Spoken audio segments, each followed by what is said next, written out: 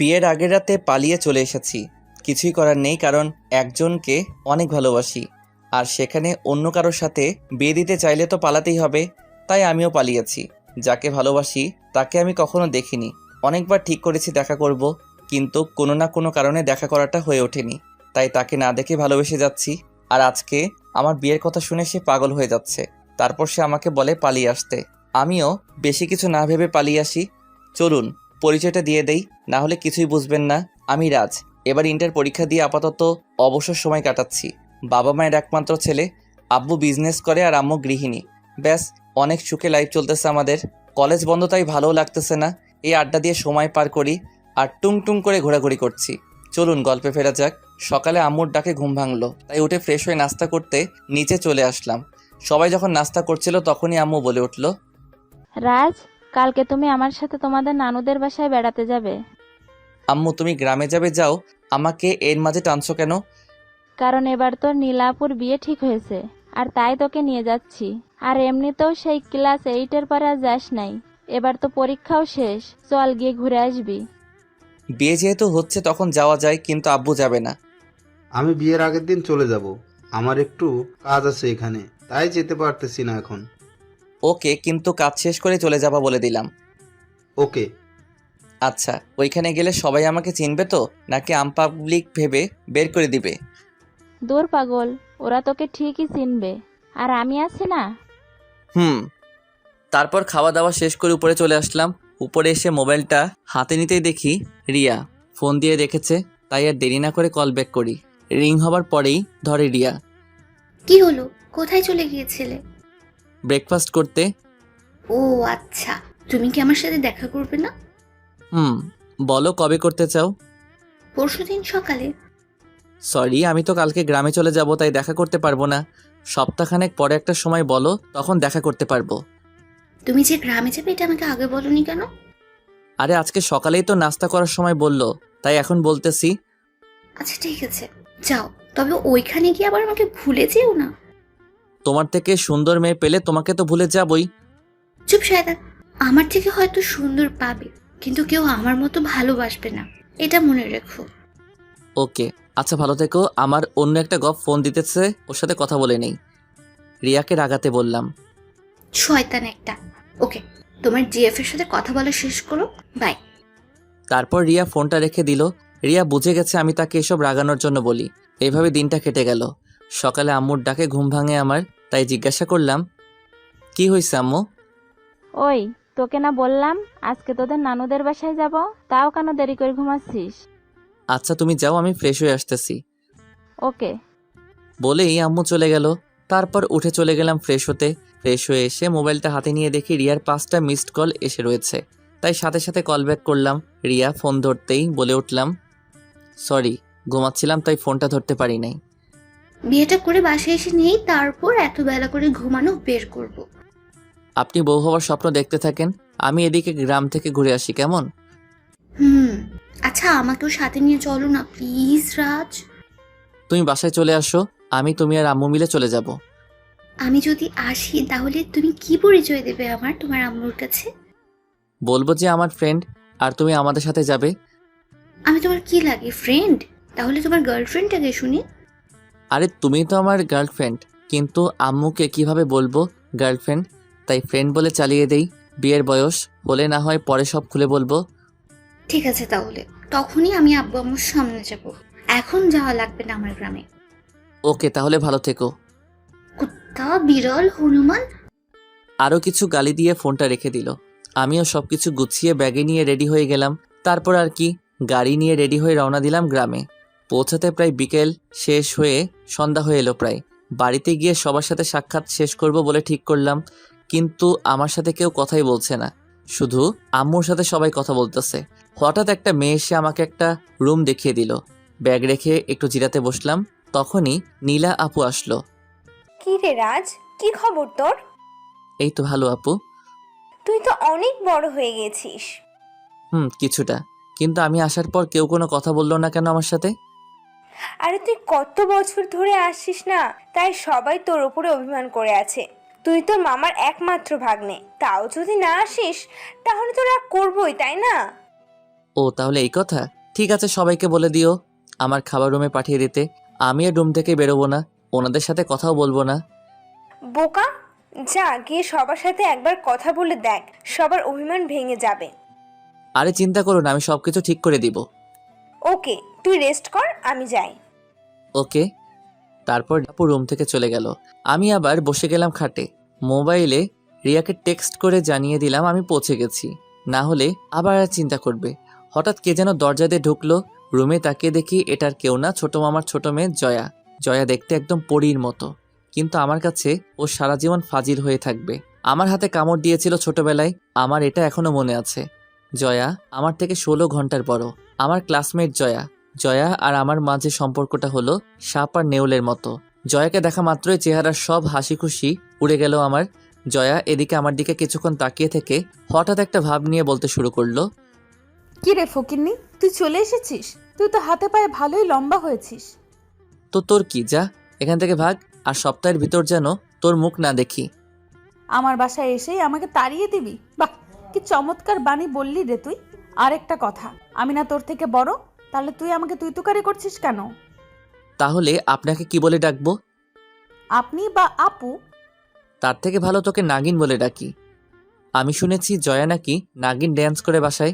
ব্যাস, রাজের কথা শুনে জয়া তেলে বেগুনে জ্বলে উঠল। সুন্দরী মেয়ের চেহারা এমনিতেও হালকা, একটু রাগলেই লাল হয়ে যায়। জয়ারও তাই হয়েছে।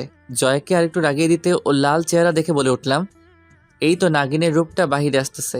গুড, নাগিন গান ধরবো নাকি আমি? জয়া আমার কথা শুনে এবার রাগের চরম পর্যায়ে চলে যায়। জয়া আর কিছু না বলে রুম থেকে বেরিয়ে গেল। আমি একটা শান্তির নিঃশ্বাস নিয়ে বসে পড়লাম। কিছুক্ষণ পর গিয়ে আমি ফ্রেশ হয়ে এসে বসেছিলাম রুমে ভালো লাগছিল না, তাই আমি রুম থেকে বেরিয়ে ড্রয়িং রুমে গেলাম। এসে দেখি আম্মু বসে বসে টিভি দেখতেছে আর নানু রাতের খাবার রেডি করতেছে, আর নানুকে দুই মামি হেল্প করতেছে। আমি গিয়ে আম্মুর পাশে বসে টিভি দেখতে লাগলাম। হঠাৎ আমি নানুকে দেখিয়ে বলে উঠলাম, আচ্ছা আম্মু, আমার কেন জানি মনে হয় এই বৃদ্ধ মহিলাটাকে কোথায় যেন দেখেছি। এই মহিলাটা কি যেন লাগে আমার। কথাটা বলার পরেই নানুর আগে একটা ভাব নিয়ে আমার কাছে আসলো। তারপর আর কিছু না বলে আমার কান ধরে দিল মোচড়। তারপর বলতে লাগলো, আমি কি লাগি মনে নেই তোর? শয়তান, থাকবেই বা কেমন করে? 6-7 বছর পরে আমাদের যে দেখতে এসেছিস। এবার উঠে নানুকে জড়িয়ে ধরলাম আর বললাম, তোমাকে কি করে ভুলে যাই বুড়ি? আমার সাথে কথা বলানোর জন্য এটা বলেছি। সরি, এতদিন বিজি ছিলাম তাই আসতে পারি নাই। শয়তান, মানুষ হবি না। বলে নানুও জড়িয়ে ধরলো। ব্যাস, নানুর সাথে ডিল ওকে। এবার মামাদের পালা, ওনারা আসলে সবকিছু ঠিক করে দিব। তাই আমি বসে টিভি দেখতে লাগলাম। তখনই জয়া হুট করে কোথা থেকে যেন এসে বসলো। কিরে পেতনি, কোথা থেকে আসলি? তোকে কেন বলতে যাব? আর তুই এখনো এই বাড়িতে কি করিস? তোকে না বলেছি তুই চলে যাবি? তুই বললেই হলো আর আমি চলে যাব? বেশি বকবক করলে তোকে বাসা থেকে বের করে দিব। আমার সে ক্ষমতা আছে, তুই জানিস। শয়তান, রাখ, তোকে একটা উচিত শিক্ষা দেব। যা পারলে দিস। তারপর জয়া চিমটি কেটে উঠে দৌড় দেয়। আমি কিছু না বলে চুপ করে সহ্য করে নিলাম। তারপর মামারা আসলে ওনাদেরকে মানিয়ে ফেললাম। তারপর রাতে খাওয়া দাওয়া করে দিলাম, একটা ঘুম। সকালে উঠে দেখি জয়া আমার বিছানার পাশে বসে আছে। হালকা একটু ভয় পেয়ে যাই। তারপরও নিজেকে সামনে নিয়ে বললাম, কি হলো, তুই এখানে বসে আছিস কেন? জয়া আর কিছু না বলে হাসতে লাগলো। কিছুটা অবাক হয়ে গেলাম ওর এমন আচরণ দেখে, তাই আবার জিজ্ঞেস করলাম, কি হলো, এইভাবে তাকিয়ে হাসতেছিস কেন? জয়া কিছু না বলে ওর ফোন থেকে কিছু একটা বের করে আমার দিকে মোবাইলটা দেখালো। মোবাইলের দিকে তাকিয়ে আমি হতবাক হয়ে গেলাম, কারণ মোবাইলে আমি যে হাত পা ছড়িয়ে ঘুমিয়েছিলাম তার উপরে মুখ কিছুটা হা হয়েছিল। এমন সময় জয়া বলে উঠল, এইগুলো বাসার সবাইকে দেখাবো আর ফেসবুকে পোস্ট করে দেব, কি বলিস? বুঝলাম, ব্ল্যাকমেইল করার জন্য তুলেছে এগুলো। ওর কথা মতো চলতে হবে, না হলে সত্যি ফাঁস করে দিবে সবকিছু। তাই নরম গলায় বললাম, জয়া, আমি তোর তো কোনো ক্ষতি করি নাই, তাহলে তুই এগুলো কেন পোস্ট করবি বা কাউকে দেখাবি বল? এই তো বুঝেছিস, তুই অনেক চালাক রে, তাই তোকে লাইনে আনতে এগুলো করেছি। আমি তো এমনি লাইনে। শোন, এখন থেকে আমার কথা না শুনলে এগুলো ভাইরাল করে দেব, বুঝলি? না, তোর কথা মতোই চলবো আমি। এখন আয়, মার্কেটে যাব আমি তোকে নিয়ে। কেন? শপিং করতে যাব আমি তোকে নিয়ে, এখন ওর তাড়াতাড়ি। যা, তুই আসতেছি। আরেকটা কথা, এখন থেকে আপনি করে বলবি, কিন্তু আপু ডাকতে পারবি না, শুধু আপনি। ওকে। আমার ভিতরে আগুন জ্বলতেছে জয়ের কথাগুলো শুনে। পিকগুলো অনেক বিশ্রী উঠেছে। তাই ওর কথাগুলো শুনতেছি, না হলে কী যে করতাম তা বলে শেষ করতে পারবো না। যাক, রেডি হয়ে ওর সাথে রওনা দিলাম বাজারে রিক্সা দিয়ে। রিক্সা আপন গতিতে চলতেছিল, তখন জয়া বলে উঠল, আমার উপর তোর রাগ উঠতেছে তাই না? আরে না, রাগ উঠবে কেন? কি বলেন এসব আপনি? মিথ্যা বলা বন্ধ কর। আর শোন, যতদিন আছিস আমার কথা মতো চলবি, তাহলে সবগুলো পিক ডিলিট করে দিব। হুম। মনে মনে বললাম, সুযোগ পাই একটা, আমি নিজে ডিলিট করে দিব, তারপর তোকে দেখাবো মজা কাকে বলে। এসব ভাবতে ভাবতে চলতেছি, হঠাৎ একটা ছেলে রিক্সাটা থামিয়ে দিল। আমি কিছুটা অবাক হয়ে গেলাম, কিন্তু জয়ার দিকে তাকিয়ে দেখি জয়া কেমন জানি একটা বিরক্তিকর ভাব নিয়ে ছেলেটার দিকে তাকালো। তখনই ছেলেটা বলে উঠল, জয়া, ছেলেটা কে? ওর নাম রাজ, আমার বয়ফ্রেন্ড। জয়ার কথা শুনে আমার মনে হলো আমি হার্ট ফেল করব। কি বলল মেয়েটা? আমি স্বপ্ন দেখতেছি নাকি? আমি চোখ বড় বড় করে জয়ার দিকে তাকালাম। কি? কানে কম শুনিস নাকি? তোকে আমার বয়ফ্রেন্ডের কথা বলেছিলাম না? এটা হলো আমার বয়ফ্রেন্ড। না, এটা হতে পারে না। তাহলে আমি এতদিন তোমার পিছনে ঘুরে কি হলো? তা আমি কি জানি? আমি তোকে আগেই বলেছি আমার বয়ফ্রেন্ড আছে, তুই বিশ্বাস করিস নাই, তো এখন বোঝ মজা।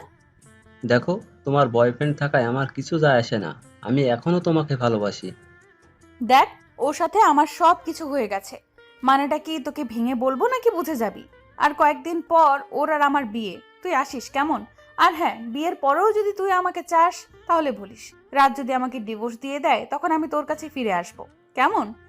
আমি জয়ার কথা শুধু হা হয়ে শুনছিলাম, কারণ ওর কথার আগামাথা কিছুই আমার মাথায় ঢুকতেছে না, শুধু ওদের কথা শুনতেছি। জয়া, তুমি কি সব সত্যি বলতেছো? আর রিক্সাটা ছাড়, এবার রাজকে নিয়ে হোটেলে যাচ্ছি, দিনটা কাটিয়ে বিকেলে ফিরবো। ছেলেটা আর কিছু না বলে সাইড হয়ে দাঁড়িয়ে গেল। রিক্সা আবার চলতে শুরু করলো। কিছুটা দূরে যেতেই বলে উঠলাম, ওই তুই কি বললি আমাকে ওই ছেলেটার সামনে? আরে আর বলিস না, প্রত্যেকটা দিন রাস্তায় আমার জন্য দাঁড়িয়ে থাকে, তাই আজকে সুযোগ বুঝে ওর পিছু নেওয়াটা ছাড়িয়ে দিলাম। তাই বলে আমাকে ব্যবহার করলি কেন? তুই পাশে ছিলি তাই তোকে ব্যবহার করে দিলাম, আর এমনিতেও তুই চলে গেলে এসবের খবর কে রাখবে? তাই বলে আমার নাম ব্যবহার করবি? তুই নিজের বয়ফ্রেন্ডের নাম বললেই তো পারতি। আমার কোনো বয়ফ্রেন্ড নাই। কি? সত্যি আমার কোনো বয়ফ্রেন্ড নাই। এটাও বিশ্বাস করতে হবে আমাকে যে তোর বয়ফ্রেন্ড নেই? আসলে আমি এসবে জড়াতে চাই না, তাই এখনো কাউকে বয়ফ্রেন্ড বানাইনি। ও, তা কাউকে পছন্দ করিস না? না, আর করলেও তোকে কেন বলতে যাব? আর তুই কিন্তু আমাকে তুই করে বলতেছিস। ও সরি। তারপর জয়া মার্কেটে গিয়ে কতগুলো মার্কেট করে এরপর বাসায় চলে আসলাম। বিকেলে বসেছিলাম, তখন জয়া রুমে আসলো, এসে আমার পাশে বসে গেল। আমি কিছুটা অবাক হয়ে বললাম, কি হলো, আপনি এখানে এসে বসেছেন কেন? শোন, তোকে নিয়ে একটা জায়গায় ঘুরতে যাব, তাড়াতাড়ি রেডি হয়ে নে। আমি এখন ঘুমাবো, তাই যেতে পারবো না। তাহলে পিকগুলো কি দিব ভাইরাল করে? আরে না, আমি যাবো তো। এই তো গুড বয়, যা তাড়াতাড়ি রেডি হয়ে নে। বলেই চলে গেলাম ওয়াশরুমে। সারা শরীর রাগে ফেটে যাচ্ছে। মনে মনে জয়ার 14 গোষ্ঠীকে উদ্ধার করলাম। তারপরেও রেডি হয়ে এসে দেখি জয়া বসে আছে। জয়া আমাকে নিয়ে একটা নদীর পাড়ে গেল ঘুরতে। জায়গাটা অনেক সুন্দর, যা বলে বোঝানোর মতো না। চারদিকটা অনেক নীরব আর নদীর স্রোতের শব্দ। মোটামুটি ভালোই লাগতে লাগলো। তাই জয়াকে বললাম, এটা কি তোর প্রিয় জায়গা? হুম। তা আমাকে এখানে নিয়ে আসার কারণ কি জানতে পারি? আজকে মনটা বেশি একটা ভালো না, তাই ভাবলাম তোকে নিয়ে ঘুরতে যাই এখান থেকে। ও। তারপর দুজনেই নদীর দিকে তাকিয়েছিলাম। কিছুক্ষণ পর হঠাৎ জয়া বলে উঠল, রাজ, তোর গার্লফ্রেন্ড আছে? হঠাৎ এমন প্রশ্ন কেন? বল না। আছে। তাই নাকি? তাহলে তো দেখতে হয় তোর গার্লফ্রেন্ডের পিক, দেখা তো দেখি। ওর পিক নাই তো আমার কাছে। কি বলিস? যার সাথে প্রেম করিস তার পিক নেই মানে কি? আসলে ওর সাথে আমার ফেসবুকে পরিচয়, তারপর থেকে রিলেশন, কিন্তু এখনও তার সাথে মিট করা হয়নি। আসলে ও অনেকবার দেখা করতে চেয়েছে, কিন্তু সময়ের কারণে আমি নিজেই দেখা করতে পারি নাই। ও, তার মানে তুই ফেসবুকে প্রেম করতেছস? হুম। ভালো, তা মেয়েটার নাম কি? রিয়া। ও আচ্ছা, তুই আমার ওই পিকগুলো ডিলিট করে দে প্লিজ। তোকে অনেক জ্বালাইছি রে রাজ, আর আজকে আমার সাথে এখানে আসায় তোর সব দোষ মাফ। আর যা, তোর পিকগুলো ডিলিট করে দিলাম। তারপর জয়া মোবাইল বের করে পিকগুলো ডিলিট করে দিল। যাক, মনে মনে অনেকটা শান্তি পেলাম। তারপর আর কোনো কথা না বলে দুজনেই নদীর দিকে তাকিয়েছিলাম। হঠাৎ আমার নজর জয়ার মুখের দিকে গেল। পরন্ত বিকেলের শেষ রোদে জয়ার রূপটা আরও জ্বলজ্বল করতে লাগলো। ওর মুখটাও নিষ্পাপ হয়ে উঠল। ওর এই চেহারা দেখলে কেউ বলতেই পারবে না যে মেয়েটা এতটা চঞ্চল। এসব ভাবছিলাম, তখন জয়ার ডাকে বাস্তবে ফিরলাম। কি রে, এইভাবে আমার দিকে তাকিয়ে আছিস কেন? না, এমনি। তারপর আরও কিছুক্ষণ বসে থেকে বাসায় চলে আসলাম। বাসাটা সাজানোর কাজ শুরু করে দিয়েছে। রাতে সবাই সবার মতো ব্যস্ত হয়ে রয়েছে। আমার ভালো লাগছিল না, কি করব বুঝতেছি না। তখনই জয়া রুমে আসলো। কি রে রাজ, কি করতেছিস? এই তো বসে রয়েছি। আসলে আমার ভালো লাগছিল না, তাই ভাবলাম তোর সাথে আড্ডা দেই কিছুক্ষণ। কি বলিস? কিন্তু রুমে বসে থাকতে ভালো লাগতেছে না। চল রাস্তায় গিয়ে হেঁটে আসি। ভালো বলেছিস, চল বাহিরে যাই। তারপর জয়াকে নিয়ে হাঁটতে বেরিয়ে গেলাম। রাস্তায় দুজনে হাঁটতে লাগলাম চুপচাপ। তখনই জয়া বলে উঠল, তোরা কি বিয়ের পরদিনই চলে যাবি? না, এবার যেহেতু এসেছি কয়েকদিন থেকে তারপর যাব।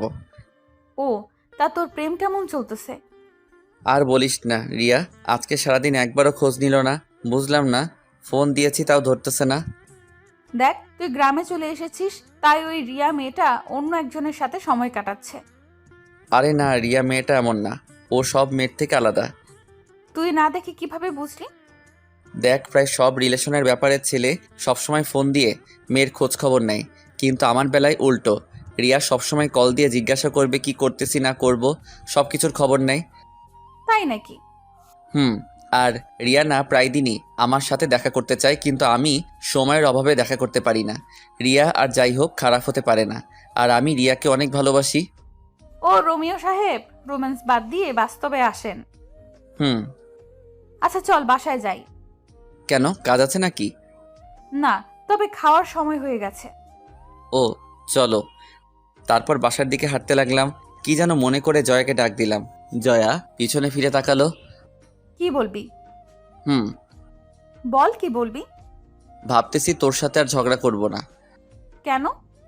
ভাবতাম ছোটবেলার মতো খারাপ আছিস তুই, কিন্তু না, তুই বদলে গেছিস। তাই ভাবতেছি আর ঝগড়া করব না। ওকে। তাহলে চল আমরা আজ থেকে ফ্রেন্ডশিপ করে ফেলি। জয়া কিছু না বলে কি যেন ভাবতে লাগলো। কিছুক্ষণ ভেবে বলল, করতে পারি, তবে একটা শর্ত আছে। বল শুনি, কি শর্ত? ফ্রেন্ড হতে পারি যদি আমার সব কথা তুই শুনিস। আমি যেখানে যেতে বলবো তুই যাবি, যা করতে বলবো তা করবি। তাহলে আমারও একটা শর্ত আছে। তোর আবার কি শর্ত? আমাকে প্যারা দিতে পারবি না, ওকে? আর ওই দিনের মতো বৃষ্টির ছবি আর তুলবি না। ওকে। ব্যাস। জয়া হেসে হাত বাড়িয়ে দিল, আর আমি হ্যান্ডশেক করে নিলাম। তারপর রওনা দিলাম বাসার দিকে। বাসায় এসে খাওয়া দাওয়া করে ঘুমিয়ে গেলাম। সকালে মুখে পানি ছিটানোর পর ঘুম ভাঙলো। তাকিয়ে দেখি জয়া সামনে দাঁড়িয়ে আছে পানির গ্লাস নিয়ে। কি হলো, পানি ছিটালি কেন? এত বেলা করে কেউ ঘুমায়? তাই বলে পানি ছিটাবি? ডাকলেই তো উঠে যেতাম। ডাকলে উঠতেছি, একটু পরে উঠবো এসব বলতি, কিন্তু পানি ছিটিয়ে দিয়েছি, একেবারে উঠে বসেছিস। আচ্ছা, দরজা লাগানো ছিল, তুই ভিতরে আসলি কিভাবে? তুই আসার আগে এটা আমার রুম ছিল, তুই আসায় তোকে থাকতে দিয়েছি, তাই আমার রুম বাহির থেকে কিভাবে খুলতে হয় তা তো আমি জানবই। তাই তো বলি, এরকম নোংরা রুমটা কার হতে পারে? এটা নোংরা রুম? তাহলে বাকি রুমগুলো কি? কমপক্ষে এটার থেকে ভালো। তাহলে যা গিয়ে গরুর ঘরে থাক, ওইখানটা পরিষ্কার পাবি। হ্যাঁ, বেড়াতে এসেছি বলে এখন তো খোটা দিবি। চুপ, বক বক না করে নাস্তা করতে আয়, আম্মু তোকে ডাকতে পাঠিয়েছে আমাকে। তুই যা, আমি আসতেছি। আর চুলগুলো এমনভাবে এলোমেলো করে রেখেছিস কেন? এমনি। আগে গিয়ে এগুলো ঠিক করে আয়, আর মামিকে বলবি নাস্তা রুমে পাঠিয়ে দিতে। চুপচাপ আয়, না হলে মারবো ধরে। তোর জন্য আমি এখনো খাইনি। কি, আমার জন্য খাস নাই মানে? ভাবতেছি তোর সাথে একসাথে খাবো। আচ্ছা তুই যা, আমি আসতেছি। ওকে। বলেই জয়া চলে গেল। তারপর আমি উঠে ফ্রেশ হয়ে গিয়ে নাস্তা করে নিলাম। রাতে গায়ে হলুদের অনুষ্ঠান হবে, তাই সবাই সাজাতে ব্যস্ত হয়ে আছে, আর আমিও সবার কাজগুলো ঘুরে ঘুরে দেখতে লাগলাম। সন্ধ্যায় রেডি হয়ে গিয়ে সবার মতো আমিও এক জায়গায় বসেছিলাম। তখনই মোবাইলের একটা কল আসলো। তাকিয়ে দেখি রিয়া কল দিয়েছে, তাই তাড়াতাড়ি রিসিভ করলাম। কেমন আছো রাজ? কেমন আছি জিজ্ঞাসা করলে মারবো বলে দিলাম। সরি রাজ, এই 2-3 দিন অনেক বিজি ছিলাম, তার উপরে বাসায় কিছু মেহমান এসেছে, তাই তোমার সাথে যোগাযোগ করতে পারিনি। ও তা কেমন আছো তুমি? ভালো, তুমি কেমন আছো? এতক্ষণে ভালো হয়েছি। হুম। তা গ্রামে গিয়ে কি নতুন কাউকে পেয়ে গেলে নাকি? তোমার কি মনে হয়? আমি যাকে ভালোবাসি সে আমাকে ছাড়া অন্য কারোর প্রতি মুগ্ধ হতেই পারে না। তাহলে জিজ্ঞেস করলে কেন? এমনিই মন চেয়েছে তাই। তবে একটা শত্রুকে ফ্রেন্ড বানিয়েছি এখানে এসে। ফ্রেন্ডটা কোনো মেয়ে না তো? আমার মামাতো বোন জয়া। গুড। তবে প্রেমে পড়ে যেও না আবার। ফালতু কথা বাদ দিয়ে এখন বলো কি করতেছো? এই তো কলিজের সাথে কথা বলছি। তাই নাকি? থাক, এত রোমান্টিক হওয়ার দরকার নেই। আপনি একটু অপেক্ষা করেন, ঢাকায় এসে এবার সবার আগে আপনার সাথে দেখা করব। ওকে, আমি অপেক্ষায় রইলাম। আচ্ছা রিয়া, তোমার গলাটা আজকে এত চেনা চেনা লাগতেছে কেন? যার মনে আমি থাকি তার কাছে আমার গলা চেনা লাগবে না তো অচেনা লাগবে নাকি? তাও ঠিক। তা তুমি আর কিছু বলতে যাব তখনই পিছন থেকে কাঁধে কেউ হাত রাখলো। তাকিয়ে দেখি জয়া, তাই তাড়াতাড়ি ফোনটা কেটে দিলাম। তারপর জয়া বলে উঠল, কিরে, কার সাথে কথা বলছিলি? রিয়ার সাথে। ও, তাহলে তো তোদের কথার মাঝে হয়তো আমি চলে এসেছি। সমস্যা নাই, আমি যাই, তুই কথা বল। আরে না, বল, কি বলবি? তোকে সবাই খুঁজতেছে। কেন? আপুর মুখে হলুদ লাগিয়ে দিবি না? ও তুই যা, আমি আসতেছি। তাড়াতাড়ি আয়। জয়া চলে গেল। আমি রিয়াকে বলি বিজি আছি, পরে কথা বলবো বলে চলে যাই সবার ওইখানে। তারপর ছোট মামি আর আমি গিয়ে আপুর মুখে হালকা একটু হলুদ লাগিয়ে দেই। তারপর আপুকে একটু মিষ্টি খাইয়ে দেই। ভাবলাম এই সুযোগে আপুর সাথে একটু দুষ্টুমি করে নেই। তাই আপুকে বললাম, আপু, মুখে আটা কয় বস্তা লাগিয়েছ? চুপ শয়তান। সত্যি বললেই দোষ। তবে আপু, তোমাকে না আজকে অনেক সুন্দর লাগতেছে। তাই নাকি? Thank you. ইস, যদি আর 5 থেকে 6 বছর আগে জন্ম নিতাম তাহলে কতই না ভালো হতো। কেন? 5 বছর আগে জন্ম নিলে কি করতি? 5 বছর আগে জন্ম নিলে তোমার উপরে লাইন মারতে পারতাম, কিন্তু এত ছোট হওয়ায় তাও পারতেছি না। তুই কি যাবি না আমি এখন তোকে মারবো? যাচ্ছি, তবে Congress and wish your happy married life. Thanks. Welcome. তারপর সেখান থেকে এসে জয়ার পাশে দাঁড়ালাম। জয়া নীলা আপুর দিকে এক দৃষ্টিতে তাকিয়ে আছে। তাই আমি জিজ্ঞাসা করলাম, কি রে, এইভাবে তাকিয়ে কি দেখছিস? ভাবতেছি মেয়েদের জীবনে কত কিছুই না করতে হয়। নিজের পরিবার ছেড়ে অন্য কোথাও চলে যেতে হয়, আরো কত কিছু। তবে তুই চিন্তা করিস না, তোর বেলায় এসব কিছুই হবে না। কেন? কারণ তোর মতো পেতনি আর ফাজিল মেয়েকে কেউ বিয়ে করবে কি না সন্দেহ আছে। তুই আবার শুরু করলি? এবার কিন্তু মার খাবি বলে দিলাম। ওকে, এখন চল কিছু খেয়ে নেই। দুপুরে কি যা খেয়েছিলাম তার সব হজম হয়ে গেছে। হুম। তারপর এভাবে রাতটা কাটিয়ে দিলাম। সকালে আম্মুর ডাকে ঘুম ভাঙলো। উঠে ফ্রেশ হয়ে নাস্তা করে রুমে বসেছিলাম, তখনই কোথায় থেকে জয়া এসে রুমে ঢুকলো। রাজ আয়, তোকে নিয়ে একটা জায়গায় যাব। কোথায় যাবি? আয়, নিয়ে গেলেই দেখতে পাবি। তারপর রেডি হয়ে গেলাম, জয়াকে নিয়ে বেরিয়ে গেলাম। আমাকে নিয়ে মার্কেটে ঢুকলো। ভাবলাম জয়া হয়তো মার্কেট করবে, কিন্তু না, জয়া পার্লারে এসেছে। আমাকে ওয়েটিং রুমে বসিয়ে দিয়ে সে চলে গেল ভিতরে। আমি বসে বসে মোবাইল টিপতেছিলাম, তখনই রিয়ার ফোন আসলো, তাই রিসিভ করলাম। কি খবর জনাব, কেমন আছেন? জি ভালো, আপনি কেমন আছেন? ভালো তো। কালকে হঠাৎ কলটা কেটে দিয়েছিলে কেন? বেশি বিজি ছিলে? কিছুটা মামাতো বোনের গায়ে হলুদ ছিল, তো তাই হলুদ তখন লাগাতে গিয়েছিলাম। ও, তা এখন কি করছো? এই তো ওয়েটিং রুমে বসে আছি। কিসের ওয়েটিং রুমে? জয়া আমাকে নিয়ে পার্লারে এসেছে। সে ভিতরে বসে তার মুখে ময়দার বস্তা লাগাচ্ছে, আর আমি এখানে বসে আছি। ওই, মেকআপকে অপমান করবে না বলে দিলাম। মেকআপকে যদি আরেকদিন আটা ময়দা বলতে শুনেছি তাহলে তোমার খবর আছে বলে দিলাম। তার মানে তুমিও মেকআপ প্রেমী? হুম। তা ময়দা না মেকআপ যে বলো, এগুলো দিয়ে কি রুটি বানিয়ে খাওয়া যাবে? বিয়ের পর প্রতিদিন বানিয়ে খাওয়াবো আপনাকে। ওকে। তাড়াতাড়ি ঢাকায় আসো, ভালো লাগছে না তুমি গ্রামে থেকে। এখনো না দেখেই এত অস্থির হয়ে যাচ্ছ? আল্লাহই জানে বিয়ের পরে কি করো। তখন কলিজের সাথে বেঁধে রাখবো তোমাকে। দেখা যাবে। ওকে, ভালো থেকো, আম্মু ডাকছে। ওকে, বাই। বাই। তারপর ফোনটা রেখে দিয়ে আবার গেম খেলতে লাগলাম। 10 মিনিট পর জয়া বেরিয়ে আসলো। তারপর জয়াকে নিয়ে বাসায় চলে আসলাম। বিয়ে বাড়ি ফুটে উঠেছে চারদিক। রুমে গিয়ে শাওয়ারে চলে গেলাম।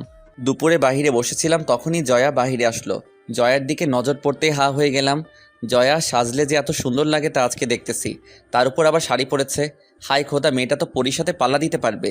শুধু আমি না, বিয়েবাড়ির সবাই জয়ার দিকে হা করে তাকিয়ে আছে। জয়া আমার সামনে এসে দাঁড়িয়ে জিজ্ঞাসা করলো, কিরে কেমন লাগছে আমাকে? আগে এটা বল, আটার দাম কি কমেছে নাকি? তুই মানুষ হবি কবে? তুই এত সেজেছিস কেন? বিশেষ কেউ আসবে নাকি আজকে? আপুর বিয়েতে আমি সাজবো না তা কি হয় নাকি? এত সেজে একটা কাজ এগিয়ে নিয়েছিস। সেটা কি? তোর বিয়েটা মনে হয় এবার তাড়াতাড়ি হয়ে যাবে, কারণ যেভাবে সেজেছিস কেউ না কেউ পছন্দ করেই যাবে, দেখিস। ধুর, এসব ফাউল কথা। আয় ওইদিকে গিয়ে বসি। তারপর আমি আর জয়া গিয়ে একটা গাছের নিচে বসে রইলাম। তখনই আমার নজরে পড়লো ওই দিন রিক্সা আটকানো ছেলেটা। জয়াকে ছেলেটাকে ইশারা করে দেখালাম। ছেলেটা জয়ার দিকে হা করে তাকিয়ে আছে। জয়া ওর চাওয়া দেখে আমার কাছে এসে আমার হাতটা জড়িয়ে ধরে আমার কাঁধে মাথা রাখলো। আমি চুপ করে মোবাইল টিপতে লাগলাম। ছেলেটার দিকে নজরটা তুলে তাকিয়ে দেখি ছেলেটার মুখের 12টা বেজে গেছে। আমি আস্তে করে বললাম, জয়া, বাসার সবাই এদিকেই আছে, কেউ যদি দেখে ফেলে কি হবে বলো তো? ধুর, কিছুই হবে না, তুই চাপ নিস না। এই ছেলেটা হয়তো আজকের পর থেকে আর আমার দিকে ফিরেও তাকাবে না। তাই বলে এসব? চুপ করে বসে থাক। ছেলেটা চলে যাওয়ার পর দুজনে মিলে হাসতে লাগলাম। তারপর বিয়ের কাজটাও শেষ হয়ে গেল। তবে খেয়াল করলাম কিছু ছেলে জয়াকে ফলো করতেছে, ওর সাথে কথা বলার সুযোগ খুঁজতেছে, কিন্তু আমাকে দেখে আর সাহস করতে পারতেছে না। জয়া আমার সাথে এমনভাবে লেগে আছে যে কেউ ভাববে আমরা গার্লফ্রেন্ড বয়ফ্রেন্ড। জয়া মেয়েটা গ্রামে থেকে এমনিতেও অনেক মডার্ন, কেউ সহজে বুঝতে পারবে না যে জয়া গ্রামে থাকে। জয়াকে শহরের মেয়েদের মতোই দেখতে। যাক, প্রায় সন্ধ্যার দিকে পাত্রপক্ষ নীলা আপুকে নিয়ে চলে গেল। সবাই কিছুটা মন খারাপ করে বসে আছে। এইভাবে রাতটা কাটিয়ে দিলাম। সকালে আম্মুর ডাকে ঘুম ভাঙলো।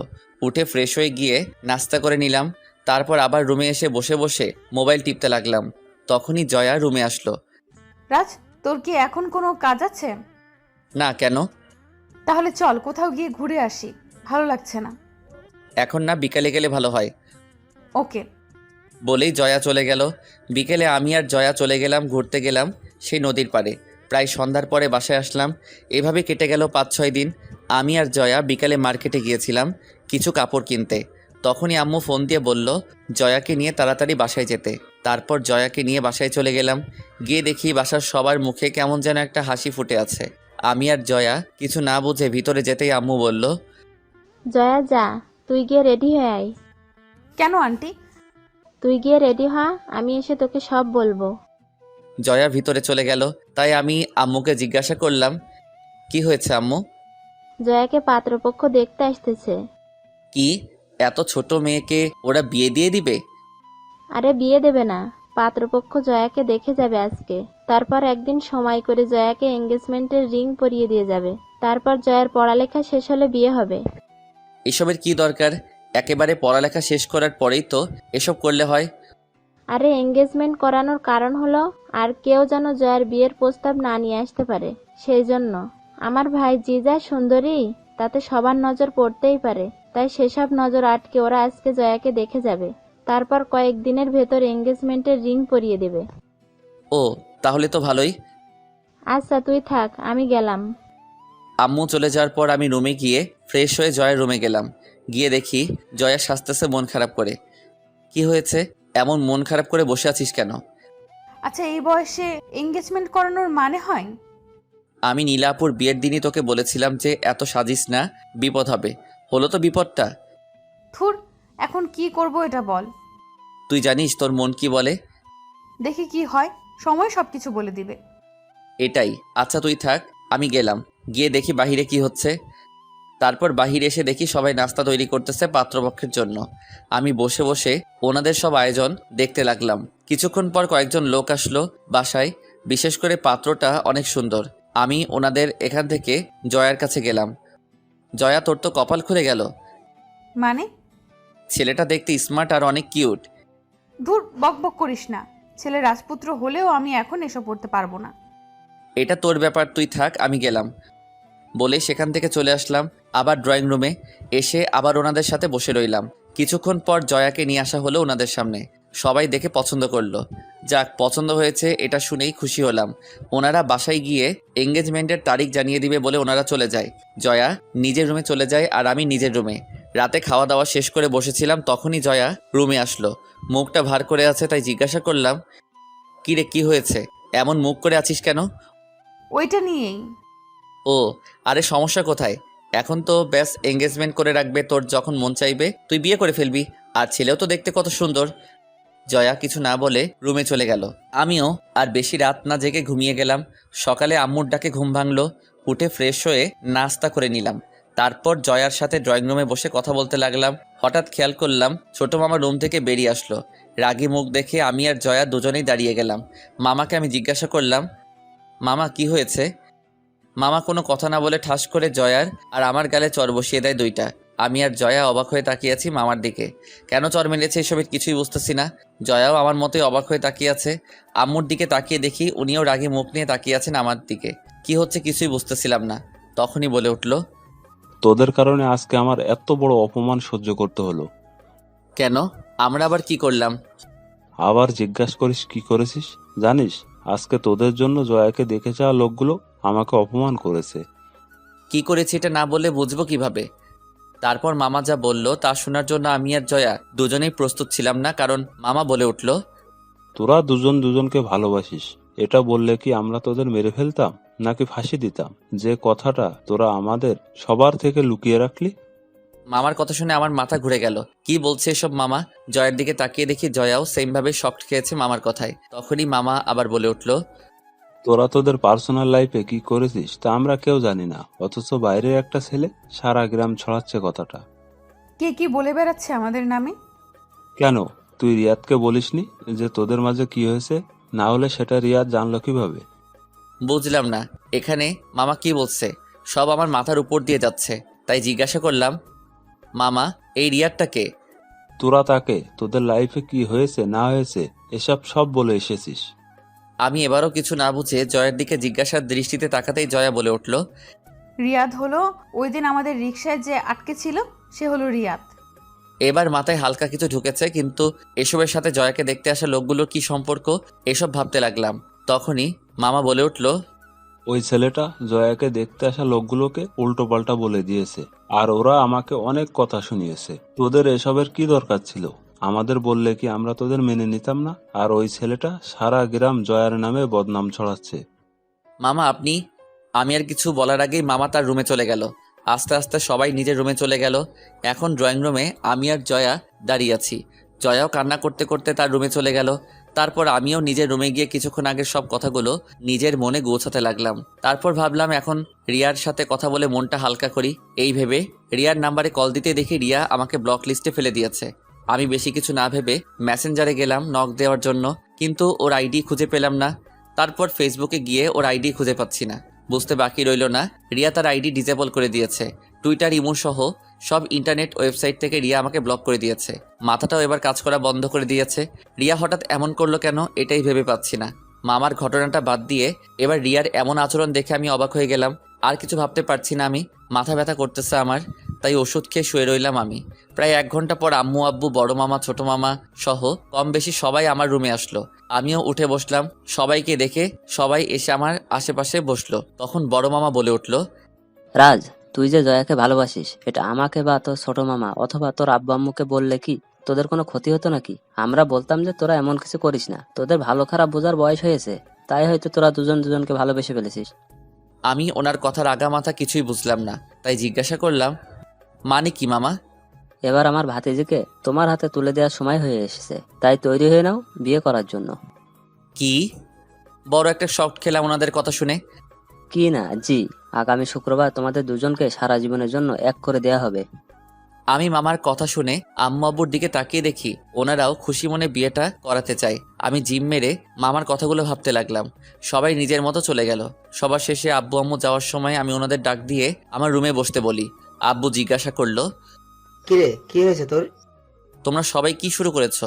আমি জয়াকে ভালোবাসি, এটা তোমাদের কে বলেছে? মানে? আম্মু, আমি অন্য কাউকে ভালোবাসি। জয়া হলো আমার ফ্রেন্ড, আর তোমরা আমাকে না জানিয়েই আমার বিবাহ ঠিক করে ফেলেছো। এটা কোন ধরনের কথা? তাহলে ওই ছেলেটা যে এসব কথা বললো?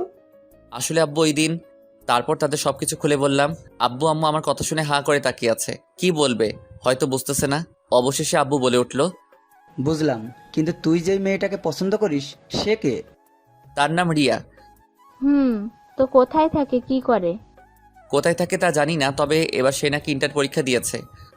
কোথায় থেকে জানিস না মানে? আচ্ছা, মেয়েটার একটা ফটো দেখা। ফটো তো নেই আমার কাছে আম্মু। আচ্ছা, মেয়েটাকে একটা কল দে, আমি কথা বলবো মেয়েটার সাথে। ফোনটা হাতে নিতেই মনে পড়লো রিয়ার সাথে যোগাযোগ করার সব রাস্তা বন্ধ। কি করব এখন? তখন আম্মু বলে উঠল, কি হলো, কল দিচ্ছিস না কেন? আম্মু, রিয়ার সাথে কোনো যোগাযোগ করতে পারতেছি না। সোশ্যাল সাইট থেকে ব্লক করে দিয়েছে আমাকে। তাহলে ওর বাসার নাম্বারে কল দে। ওর বাসার নাম্বার তো নেই। মানে কি? আচ্ছা, তুই ওই রিয়া মেয়েটাকে দেখেছিস তো নাকি?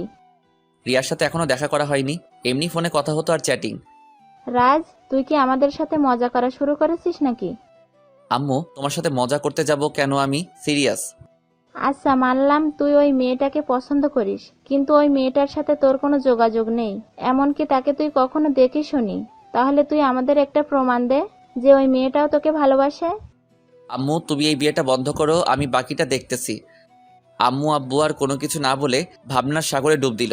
অনেকক্ষণ ভেবে হঠাৎ আম্মু বলে উঠল, দেখ রাজ, আমি তোকে সোজা একটা কথা বলি, মাথায় ঢুকিয়ে নে। বলো। এই বিয়ে বন্ধ করে দিতে পারি, একটা শর্তে।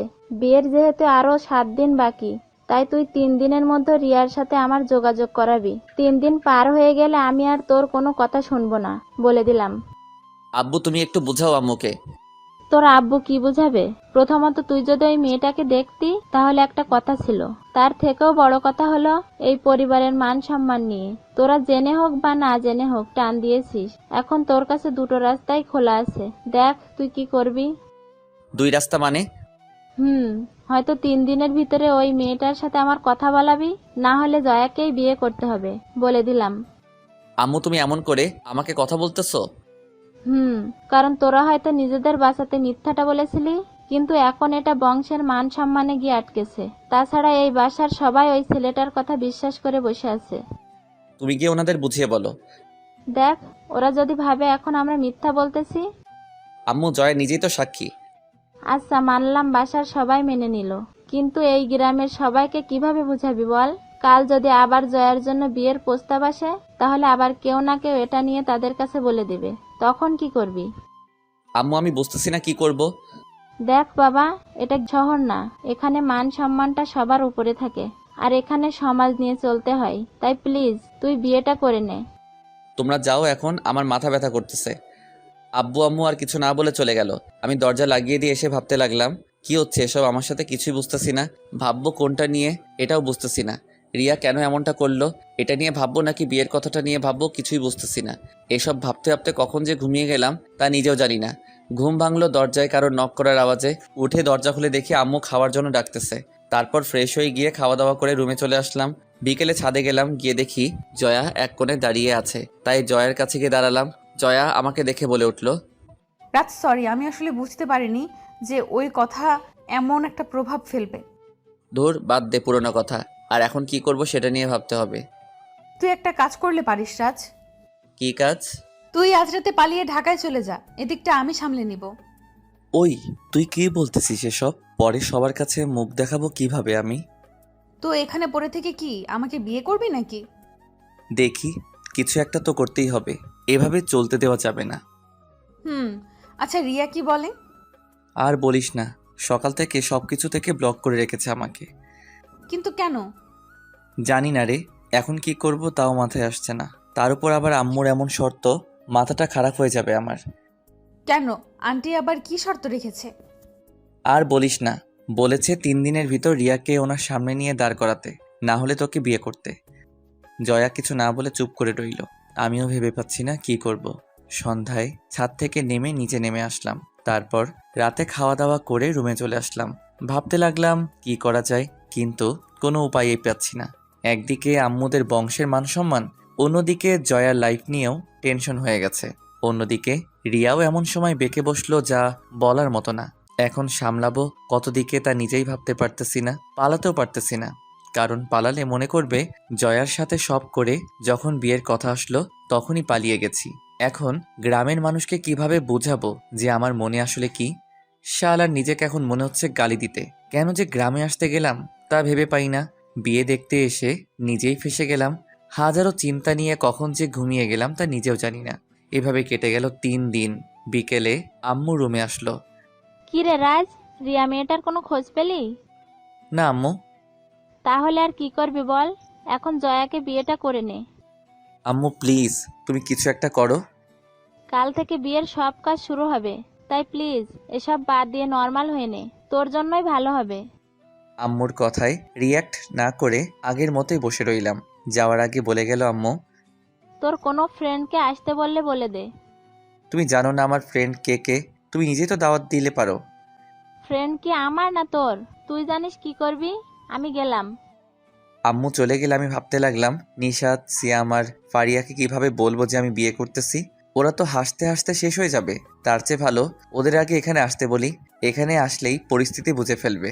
রাতে ওদের ফোন দিয়ে বললাম গ্রুপে আসতে। তারপর মেসেঞ্জার গ্রুপে ওদের 3 জনকে কল দিলাম, সবাই অ্যাক্টিভ হলো। সিয়াম জিজ্ঞাসা করলো, কিরে হঠাৎ এত জরুরি তলব? শোন, তোরা কাল সকালে 3 জন আমাদের নানুর বাড়িতে চলে আসবি। কেন, কি হয়েছে? কোনো সমস্যা? আগে আয়, তারপর না হয় বলতেছি। কাল বিকেলে রওনা দিয়ে দে। নিশাত আর ফারিয়া রাজি হয়ে গেল, কিন্তু সিয়াম নাকি আসতে পারবে না, কারণ সে ঢাকার বাহিরে আছে। তো তুই কবে আসতে পারবি? 2 দিন পর। হিসাব করলাম যে সিয়াম গায়ে হলুদের দিন আসবে। যাক, তাতেও সমস্যা নেই, ওকে বলে দিলাম। পরের দিন রাতে গিয়ে নিশাত আর ফারিয়াকে স্টেশন থেকে পিক করে আনলাম। এদিকে বাসাটা হালকা সাজিয়েছে, তাই ওরা হালকা অবাক হয়ে ভিতরে আসলো। ওদের আমার রুমে বসালাম।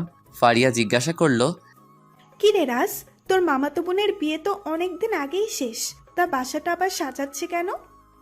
কারণ তোর ভাই বিয়ে করতে যাচ্ছে। মানে? আর বলিস না। কিভাবে হলো? আর রিয়ার কথা বলিস না ওনাদের? শোন, আমি তোদের সব বলতেছি। তারপর ওদের শুরু থেকে সবকিছু খুলে বললাম। ওরাও শুনে চুপ করে রইল। কিছুক্ষণ কি বলবে হয়তো ভাবতেছে।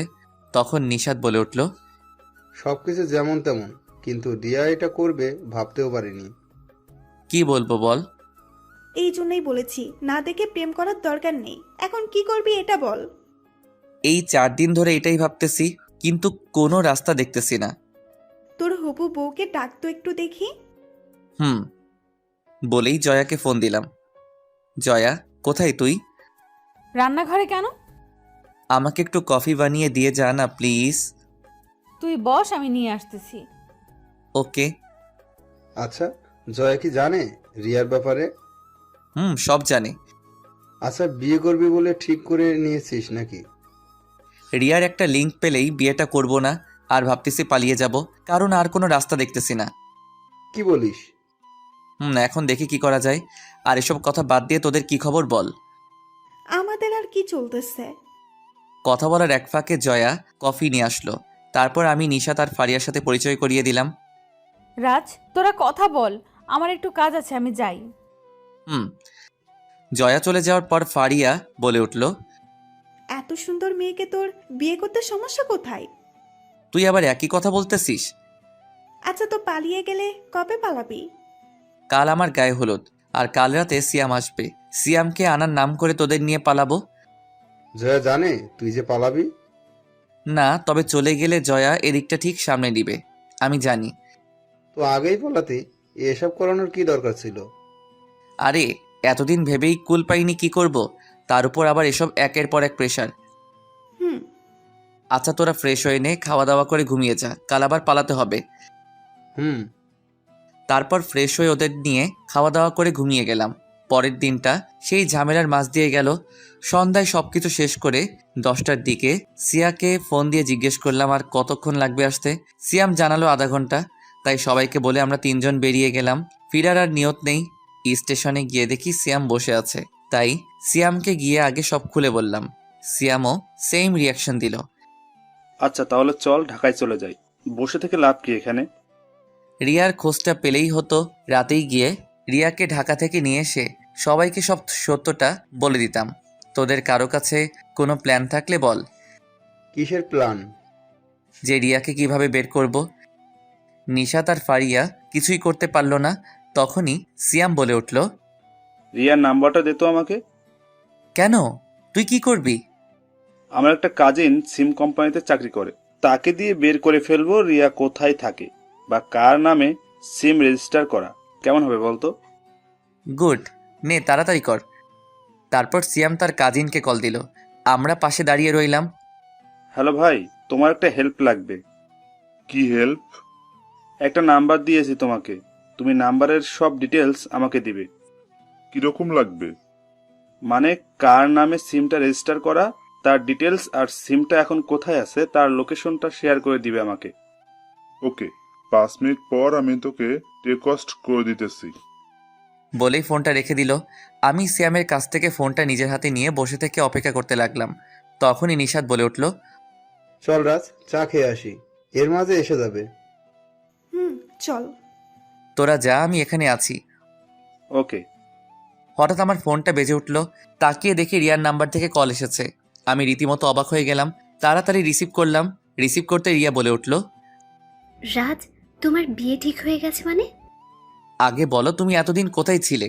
তোমাকে খুঁজতে খুঁজতে আমি পাগল হয়ে গেছি। আসলে আব্বু মোবাইল নিয়ে গিয়েছিল, তারপর সবকিছু আপু নিজেই করেছে। একটু আগে ফোনটা হাতে পেয়েছি, কিন্তু তুমি বিয়ে করছো মানে কি? কি করব বলো, পরিস্থিতি এমন। তুমি প্লিজ বিয়েটা করো না, তুমি পালিয়ে চলে এসো। বলেই রিয়া কান্না করতে লাগলো। দেখি কি করা যায়, আর পাগলামি করবা না বলে দিলাম। রাজ, তুমি আমাকে ভালোবাসো না? তাই তো এত কিছু সহ্য করতেছি। রাজ, তুমি... রিয়া আর কিছু বলার আগেই সিয়ামের কাজিনের ফোন থেকে মেসেজ আসলো, রিয়া আমি তোমাকে পরে ফোন দিচ্ছি। বলেই ফোনটা রেখে দিলাম। তারপর সিয়ামের মোবাইলের মেসেজ অপশনে গিয়ে সেটা ওপেন করলাম। ওপেন করতেই দেখি সিয়ামের কাজিন সব পাঠিয়ে দিয়েছে। আমি 420 ভোল্টের শক খেলাম ঠিকানাটা দেখে আগে ডিলিট করে দিলাম সিয়ামের মোবাইল থেকে। তারপর ওদের ডেকে নিয়ে আসলাম আমার কাছে। কিরে, ঠিকানা পেয়েছিস? আয় তোরা গাড়িতে ওঠ। ওকে। তারপর সবাই মিলে গাড়িতে উঠে বসলাম। আমি ড্রাইভিং সিটে বসে গাড়ি চালাতে লাগলাম নানুদের বাসার দিকে। তখন নিশাত বলে উঠল, কিরে, তুই আবার ওই বাসার দিকে যাচ্ছিস কেন? এমনি রিয়াকে বিয়ে করব না, জয়া আমার জন্য বেস্ট, আর রিয়াকে একটা শিক্ষা দিব আমি। তোর কথার মানে বুঝতেছি না আমি। মানে বিয়ে করে ঢাকায় গিয়ে নেই, তারপর বুঝাবো। আমি তোদের আপাতত চুপ থাক। ওকে। তারপর সিয়াম সহ সবাইকে নিয়ে বাসায় চলে আসলাম। যে বাসা থেকে পালানোর নিয়ত নিয়ে বেরিয়েছিলাম, আবার সেখানে ফিরে যাচ্ছি। সকালে উঠে রিয়াকে আগে ব্লক করে দিলাম। তারপর উঠে নাস্তা করে নিলাম। রুমে এসে বসেছিলাম, তখন সিয়াম, নিশাত আর ফারিয়া রুমে আসলো। কিরে রাজ, তাহলে তুই এই বিয়েটা করতেছিস? হুম। কিন্তু কেন? তুই না বললি কালকে পালিয়ে যাবি, পরে আবার কি হলো? তোদের তো বললাম যে ঢাকায় গিয়ে বলবো। আচ্ছা ঠিক আছে, তা বিয়ের পরে কি জয়াকে এখানেই রেখে যাবি নাকি সাথে করে ঢাকায় নিয়ে যাবি? এখানে কি মাছি মারতে রেখে যাব জয়াকে? তাহলে তো সবকিছুই হয়ে যাবে মামা। ফারিয়া চুপ করবি তুই? আর তোরা নাস্তা করেছিস? তাহলে তোরা এখানে বসে গল্প কর, আমি একটু শুয়ে থাকি। ওকে। তারপর ওরা বসে কথা বলতে লাগলো। আমি চোখ বন্ধ করে শুয়ে রইলাম। কিছুক্ষণ পর নিশাত ডাক দিল আমাকে, তাই তাকিয়ে দেখি জয়া রুমে এসেছে। তাই উঠে বসলাম। কিরে তুই এখন এখানে? কেন, কোনো সমস্যা আছে? না, কেন এসেছিস বল। তুই কি সত্যিই বিয়েটা করবি? কেন, তোর কোনো সমস্যা আছে নাকি? না, তবে রিয়া... আরে ধুর, যে মেয়ে এতদিন ধরে খবর নেয়নি বেঁচে আছে কিনা মরে গেছি, সেই মেয়ের আশায় বসে থেকে লাভ নেই। এমনকি কালকেও ফোন দেয়নি সে। ও, আর এমনিতেও তুই তো ঢাকা ভার্সিটিতে ভর্তি হবি, তাই না? তাহলে আর কি। আচ্ছা তোরা কথা বল, আমি গেলাম। জয়া চলে যাচ্ছিল, তখনই ফারিয়া বলে উঠল, জয়া ভাবি, একটু এদিকে আসো তো। বলে ওদের কাছে এসে বসলো। আমি আবার চোখ বন্ধ করে শুয়ে রইলাম। তখন ফারিয়া জয়াকে বলতে লাগলো, জয়া, তুমি এই ফাট্টুর পাল্লায় পড়তেছো? হাল্লাই জানে তোমার কি অবস্থা হয়। জয়া কিছু না বলে চুপচাপ বসে রইল। তাই আমি চোখ বন্ধ রেখে বললাম, জয়াকে নিয়ে চিন্তা না করে আমাকে নিয়ে চিন্তা কর যে আমার কি অবস্থা হবে। কেন, তোর আবার কি হবে? সাথে করে আইটেম বোম নিয়ে গেলে যা হয়, আবার অবস্থাও তাই হবে। তাই নাকি? তাহলে তো ভালোই, তোকে সোজা রাস্তায় আনার জন্য জয়াই পারফেক্ট। দেখা যাক। জয়া তুই কিছু বলছিস না কেন? কি বলবো আমি? থাক, এখানে লজ্জা পেয়ে লাভ নাই। আর আমরা সবাই ক্লাসমেট, তাই প্লিজ কিছু বলেন, না হলে ওরা তোকে পচাতেই থাকবে। তোরা কথা বল, আমার কাজ আছে, আমি যাই। বলেই জয়া চলে গেল। ওরা সবাই হাসাহাসি করতে লাগলো জয়ার শরম পাওয়া দেখে। দুপুরে বিয়েটা হয়ে গেল। বিকেলের দিকে জয়াকে নিয়ে রওনা দিলাম ঢাকায়। রাত 11টা এসে পৌঁছালাম বাসায় কাজের বুয়া আর রতন চাচা মিলে বাসাটা মোটামুটি সাজিয়েছে। আমি রুমে এসে ফ্রেশ হয়ে নিশাদদের সাথে চলে গেলাম ছাদে। আম্মু খাবার রেডি করতে লাগলো। আধা ঘন্টা পর আম্মু খেতে ডেকে গেল। খাওয়া দাওয়া শেষ করে নিশাদ, ফারিয়া আর সিয়ামকে নিয়ে রুমে বসে বসে গল্প করতে লাগলাম। 10 মিনিট পর আম্মু জয়াকে নিয়ে রুমে আসলো। কিরে তোরা এখানে কি করিস? যা নিচে যা, ওইখানে তোদের রুম। যাচ্ছি। আর চিন্তা করো না আন্টি, তোমার ছেলেকে নিয়ে যাব না। যা গিয়ে বস তোরা, আমি আসতেছি। ওকে। তারপর নিশাতেরা চলে গেল নিচে। আম্মু জয়াকে রুমে দিয়ে চলে গেল। আমি খাটে চুপচাপ বসে রইলাম। আম্মু চলে যাওয়ার পর জয়া দরজা লাগিয়ে দিল। দরজা লাগিয়ে দিয়ে ঘুমটা খুলে ফেলে দিয়ে এত বড় চাদরটা সেই দুপুর থেকে মাথায় দিয়ে রেখেছি। মানুষ কিভাবে পারে এইভাবে দিয়ে রাখতে? তুই পারিস না বলে কি সবাই পারবে না এমন কোনো কথা আছে নাকি? তা তুই কি খাটে ঘুমাবি নাকি নিচে? মানে বুঝোস নাই? শোন, আমি এখনো বাচ্চা মেয়ে, তাই স্বামীর অধিকার খাটাতে আসবি না। সময় হলে আমিই তোকে বলবো। ওকে। আর হ্যাঁ, চাইলে তুই খাটে আমার সাথে থাকতে পারিস, তবে কোনো রকম চালাকি করার চেষ্টা করতে পারবি না। যদি করিস তাহলে নিচে শোয়াবো, বলে দিলাম। আর কোনো শর্ত আছে তোর? না, কেন? আচ্ছা, বিয়ে কি তুই আমাকে করেছিস নাকি আমি তোকে বিয়ে করেছি? তুই আমাকে করেছিস আর আমি তোকে করেছি। আচ্ছা বাদ দে সব, অনেক রাত হয়ে গেছে, ঘুমালে ঘুমাতে পারিস। আর তুই না ঘুমালে আমাকে ঘুমাতে দে। তোকে ঘুমাতে না করেছি নাকি? তুই ঘুমা। ধন্যবাদ বলেই শুয়ে গেলাম। শুয়ে শুয়ে ভাবতে লাগলাম যে অন্য 10টা লোকের মতো আমার আর বউয়ের ঘুমটা তোলে তার মায়াবী মুখটা দেখা হলো না। অন্যদের মতো আমার বউ আর সালাম করলো না। যাক, তাও মেনে নিলাম। কিন্তু সব থেকে আলাদা ব্যাপার হলো বাসর রাতে জয়ার শোনানো কথাগুলো। এসব কথা ভাবতে ভাবতে কখন যে ঘুমিয়ে গেলাম তা নিজেও জানি না। সকালে চোখ খুলে দেখি বাইরে রোদ উঠে গেছে, কিন্তু বুকে ভারী কিছু দিয়ে চাপ দিয়ে রেখেছে এমনটা মনে হলো। তাকিয়ে দেখি জয়া শুয়ে আছে, এখনো ঘুমাচ্ছে। তাই জয়াকে আস্তে করে ডাক দিলাম। জয়া ঘুমের মাঝে বলে উঠল, কি হলো, এত সকালে ডাকতেছিস কেন? কোথাও শুনেছিস নতুন বউ সকাল 7টা পর্যন্ত ঘুমাতে? কি, 7টা বেজে গেছে?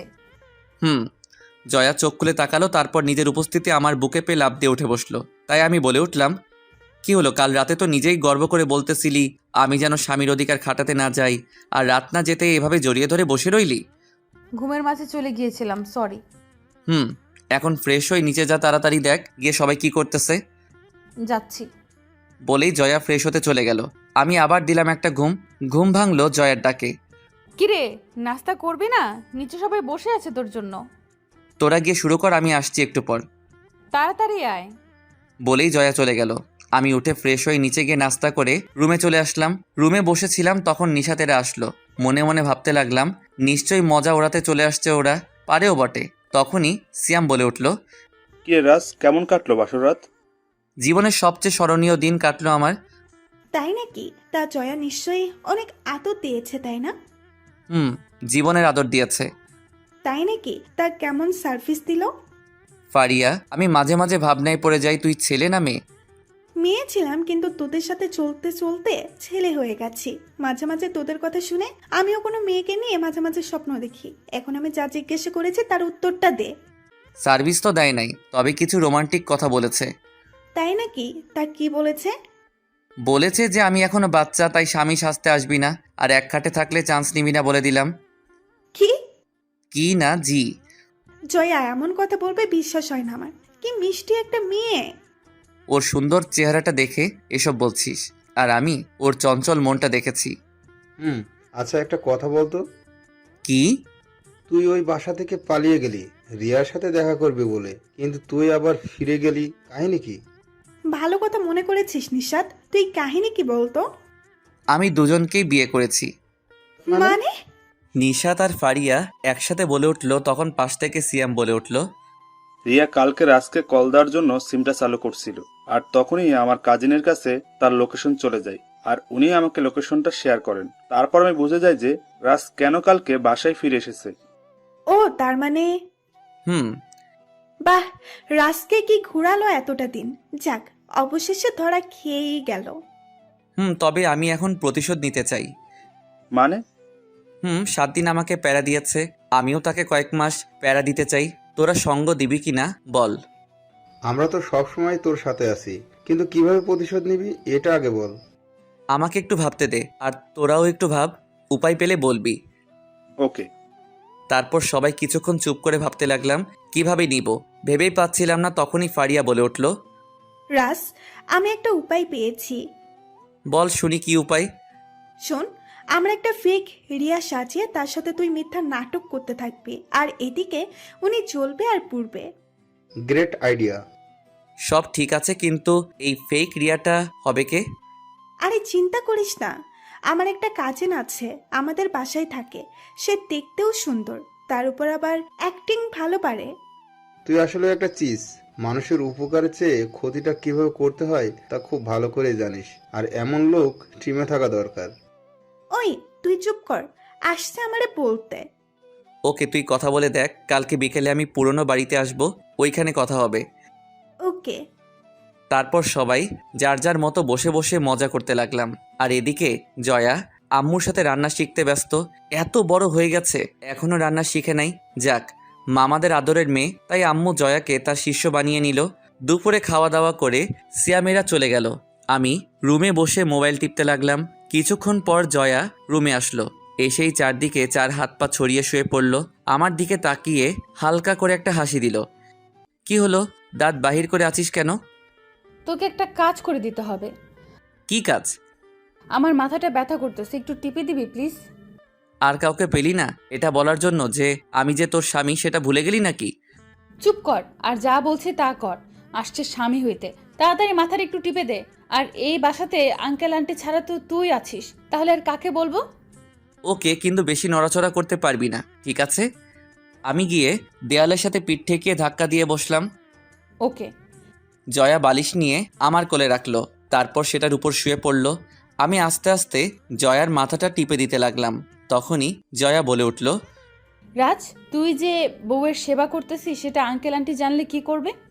প্রথমত তুই আমাকে দিয়ে তোর সেবা করাচ্ছিস, শুনলে তোকে তোর বাসায় পাঠিয়ে দিবে, তারপর আবার আমাকে বিয়ে করাবে। চুপ শয়তান, আবার বিয়ে করবে? শখ কি ওনার? কেন, আরেকটা বিয়ে করলে তোর কি সমস্যা? আরেকটা বিয়ে করলে ওই বউটা আমাকে আদর করবে, আরও কত কিছু।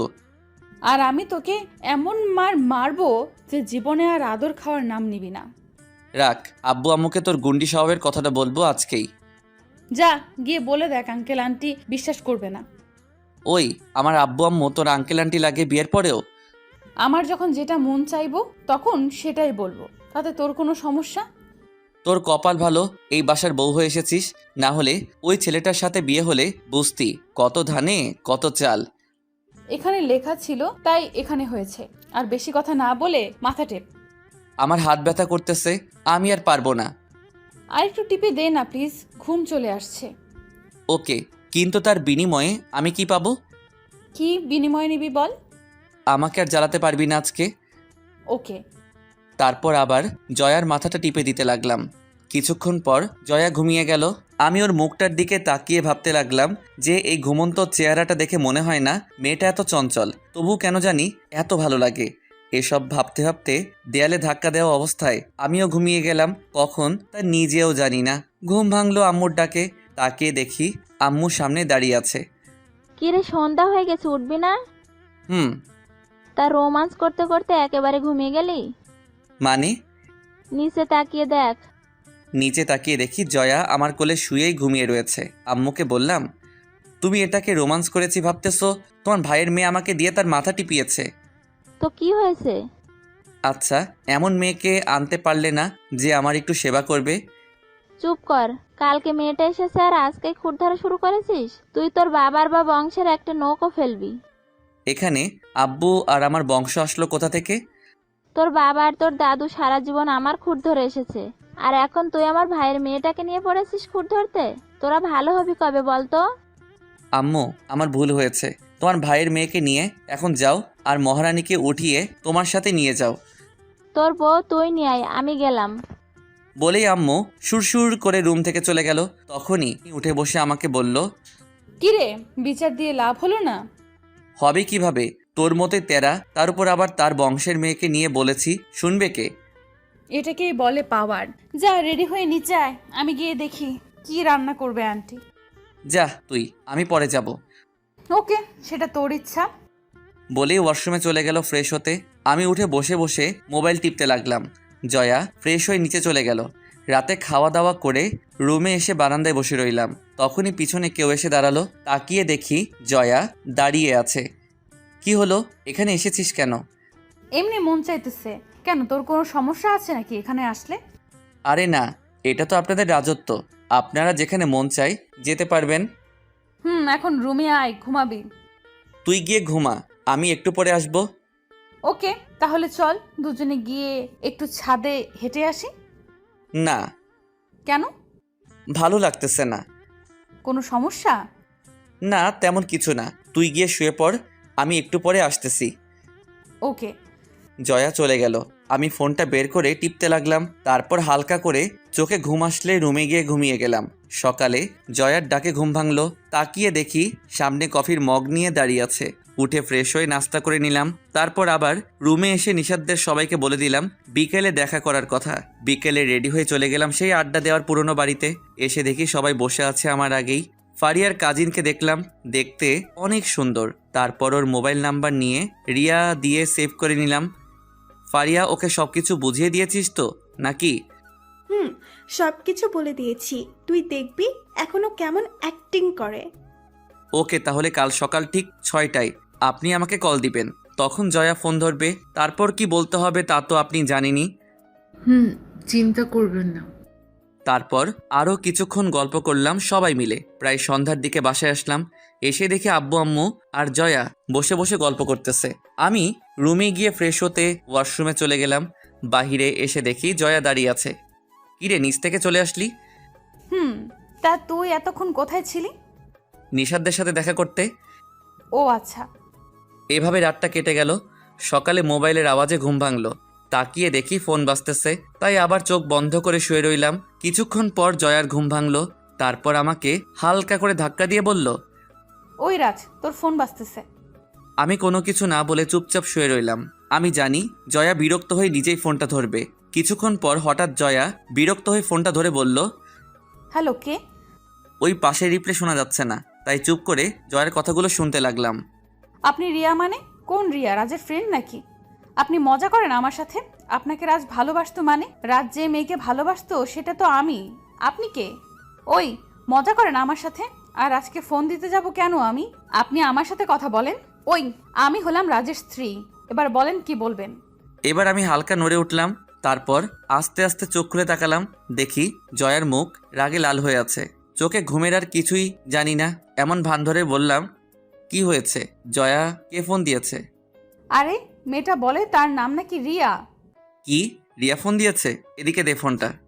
বলেই জয়ের হাত থেকে ছো মেরে ফোনটা নিয়ে নিলাম। তারপর জয়াকে শুনিয়ে বলতে বলতে বারান্দায় চলে গেলাম। রিয়া, কেমন আছো তুমি? ভাইয়া, জয়া কি বেশি রেগে আছে? ভালো আছি। তো তোমার এতদিন পরে আমার কথা মনে পড়লো? রাজ ভাইয়া জয়াকে আপনার আশেপাশে? খুব রাগ করেছি তোমার উপর। ও, তা এবার কি করব আমরা? শোনো রিয়া, আমি আজকে তোমার সাথে দেখা করব। তুমি বিকেলে আমার সাথে দেখা করতে পারবে? মানে? শুনো তাহলে, আজকে বিকেলে আমি তোমার সাথে দেখা করতেছি, ঠিক আছে? ওকে, কিন্তু কোথায়? তুমি বড় পুকুরের পাড়ে চলে আসো। ওকে, কিন্তু ফারিয়াকে সাথে নিয়ে আসবো ভাইয়া। অবশ্যই। ওকে, তাহলে রাখি এখন ভাইয়া। ওকে, বাই। তারপর হাসতে হাসতে রুমে ঢুকলাম। তাকিয়ে দেখি জয়া রাগী চোখে তাকিয়ে আছে। তাই জিজ্ঞাসা করলাম, কি হলো, এভাবে তাকিয়ে আছিস কেন? কে ফোন দিয়েছিল? আরে রিয়া ফোন দিয়েছিল। কেন, রিয়া তোকে কেন ফোন দিয়েছে? আর এখন তোকে দিয়ে ওর কাজ কি? আসলে রিয়া আমার সাথে দেখা করতে চাইতেছে, তাই আজ বিকেলে দেখা করতে যাব। কি? তুই এখন তার সাথে দেখা করে কি করবি? আরে যার সাথে এতদিন কথা বললাম তাকে না দেখলে কি হয়? ওই, তুই যার সাথে কথা বলেছিস সেটা ওই রিয়া নয়। মানে? তার মানে তুই দেখা করতে যাবি, তাহলে আমিও তাকে দেখতে যাব। কেন, তুই গিয়ে কি করবি? তোর সেই রিয়াকে দেখব। জয়া দাঁতে দাঁত চেপে কথাটা বলল, তোর দেখা লাগবে না, আমি একাই যাব। কেন, তুই কি ওই মেয়ের সাথে ডেটিং করতে যাবি নাকি যে আমি গেলে তোর সমস্যা? তোর থেকে যদি সুন্দর হয় তাহলে তো ডেটিংয়ে যাবই। জয়া আর কিছু না বলে এবার আরো রেগে লাল হয়ে গেল। আর কিছু না বলে ঠাস করে গালে একটা চড় বসিয়ে দিল। আমি হা হয়ে গেলাম। তখনই রাগী লুক দিয়ে আমাকে বলে উঠল, তুই শুধুই আমার, আর বিকেলে আমিও তোর সাথে যাব, কথাটা মনে থাকে যেন। বলেই রাগী লুক নিয়ে রুম থেকে বেরিয়ে গেল। আমি হা হয়ে এখনো তাকিয়ে আছি আর মনে মনে ভাবতে লাগলাম, এই জন্যই গুরুজনেরা বলে মেয়েদের বেশি রাগিও না, তাহলে কপালে খারাপ কিছু থাকে। আর আমার বেলায় খারাপটা গালে এসে পড়লো। এসব ভাবতে ভাবতে খাটে গিয়ে শুয়ে গেলাম। ঘুমটা ঠিকভাবে হয়নি, তাই ভাবলাম আরেকটু ঘুমিয়ে পূরণ করে নেই। তারপর আর কি, মনে মনে হাসতে হাসতে হারিয়ে গেলাম ঘুমের অতল গভীরে। ঘুম ভাঙলো গালে কারো নরম হাতের ছোঁয়ায়। চোখ খুলে তাকিয়ে দেখি জয়া পাশে বসে আছে আর চরমারা গালটায় হাত বুলিয়ে দিচ্ছে। আমাকে সজাগ হতে দেখে জয়া হালকা একটু নড়ে বসলো, তারপর নিচ থেকে বলে উঠল, সরি রাজ, আসলে তখন থেকে কি হয়ে গিয়েছিল তা নিজেও জানি না। বললাম তো সরি, এবার উঠে আয়, নাস্তা করবি। আমার খেতে মন চাইতেছে না, তুই যা এখন। দেখ সরি বললাম তো, আয় এবার, আর হবে না বলছি। আর দোষ তোরও আছে। আমি আবার কি করলাম? তুই এত উল্টাপাল্টা কথা বলিস কেন? তাই তো রাগ উঠে গিয়েছিল। তাই বলে নিজের স্বামীকে চর মারবি? আচ্ছা যা, আর হবে না, এবার তো আয়, নাকি তোকে কোলে করে নিয়ে যাব। থাক, লাগবে না, তুই যা, আমি আসতেছি। ওকে। বলেই জয়া চলে গেল। আমি উঠে ফ্রেশ হয়ে নাস্তা করতে চলে গেলাম। নাস্তা করে এসে রুমে এসে ফারিয়াকে কল দিলাম। রাজ বল। শোন, বিকেলে জয়াও আসবে আমার সাথে, তাই ওই মেয়েটাকে সবকিছু বুঝিয়ে দিস আর তুইও আসিস, তবে দূরে কোথাও থেকে নজর রাখিস। ওকে, কিন্তু জয়া যদি কোনো কিছু জিজ্ঞাসা করে, যেমন কবে থেকে রিলেশন অথবা তুমি যে রিয়া, তার প্রমাণ দেখাও, এরকম কিছু বললে? আরে ওই মেয়েটাকে বলে দিবি যে 1 বছর ধরে রিলেশন ছিল আর প্রমাণ হিসেবে আমাকে জিজ্ঞাসা করতে বলবি। ওকে, তাহলে রাখি, বাই। ফারিয়া শোন শোন। বল, কি বলবি? আচ্ছা, তোর কাজিনের নামটা কি? প্রিয়া। কেন, তুই জানিস না? জানলে কি তোরে জিজ্ঞাসা করতাম। এখন ফোন রাখ। ওকে, বাই। ফারিয়া ফোনটা কেটে দেয়। আমি গিয়ে বারান্দায় বসে রইলাম। বিকেলে জয়া আর আমি রেডি হয়ে গেলাম সেই পুরোনো বাড়িতে। গিয়ে দেখে ওই মেয়েটা বসে আছে। আমি না চেনার ভান ধরে বললাম, আপনি কি রিয়া? তুমি নিশ্চয়ই রাজ। উনি কে? জয়াকে দেখিয়ে বলল, প্রিয়া। ও হলো আমার ফ্রেন্ড। ও হাই, আমি রিয়া। জি, আমি জয়া। ও আসেন, বসেন। তারপর আমরা 3 জন বসে বসে গল্প করতে লাগলাম। জয়াকে পাত্তা না দিয়ে আমি আর প্রিয়া কথা বলতেছি। তখনই প্রিয়া হঠাৎ বলে উঠল, আচ্ছা, সকালে একটা মেয়ে ফোন ধরে বললো সে নাকি তোমার স্ত্রী। তুমি কি বিয়ে করে ফেলেছো? আরে না, ওইটা হলো আমার কাজিন, এমনিতেই মজা করে বলেছে, তুমি কিছু মনে করো না প্লিজ। ও আরে, সমস্যা নেই। আর চোখে জয়ের দিকে তাকিয়ে দেখি মেয়েটা রেগে একদম আগুন হয়ে গেছে, যা বলার মতো না। আমি সেদিকে পাত্তা না দিয়ে আবার প্রিয়ার সাথে কথায় মন দিলাম। হঠাৎ করে এক পর্যায়ে জয়া আমাকে ডাক দিয়ে বলে উঠল, রাজ, আমাকে একটা আইসক্রিম এনে খাওয়া। তুই নিজে গিয়ে নিয়ে আয়, আমি এখন ব্যস্ত আছি। তোকে আনতে বলেছি, তুই যা, আমি এই ফাঁকে একটু রিয়ার সাথে কথা বলে নেই। জয়ার দিকে তাকিয়ে দেখি পরিস্থিতি ভয়াবহ, তাই আর কথা না বলে চলে গেলাম আইসক্রিম আনতে। 5 মিনিট পর আইসক্রিম নিয়ে এসে দেখি জয়া একাই বসে আছে, প্রিয়া নেই। তাই জয়াকে জিজ্ঞেস করলাম, কি রে, রিয়া কোথায়? ওর একটা ফোন আসলো, তারপর উঠে চলে গেল। সত্যি বলছিস তো? আমি তোর সাথে মিথ্যা বলতে যাব কেন? আচ্ছা, পরে আমি সব জানতে পারবো। আর চল বাসায় যাই, এমনিতেই দেরি হয়ে যাচ্ছে।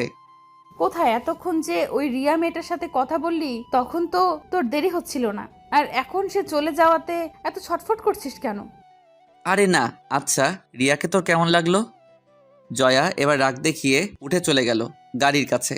আমি মনে মনে ভাবতে লাগলাম, যাক, আঘাতটা জায়গা মতো লেগেছে, এবার বুঝো কত ধানে কত চাল।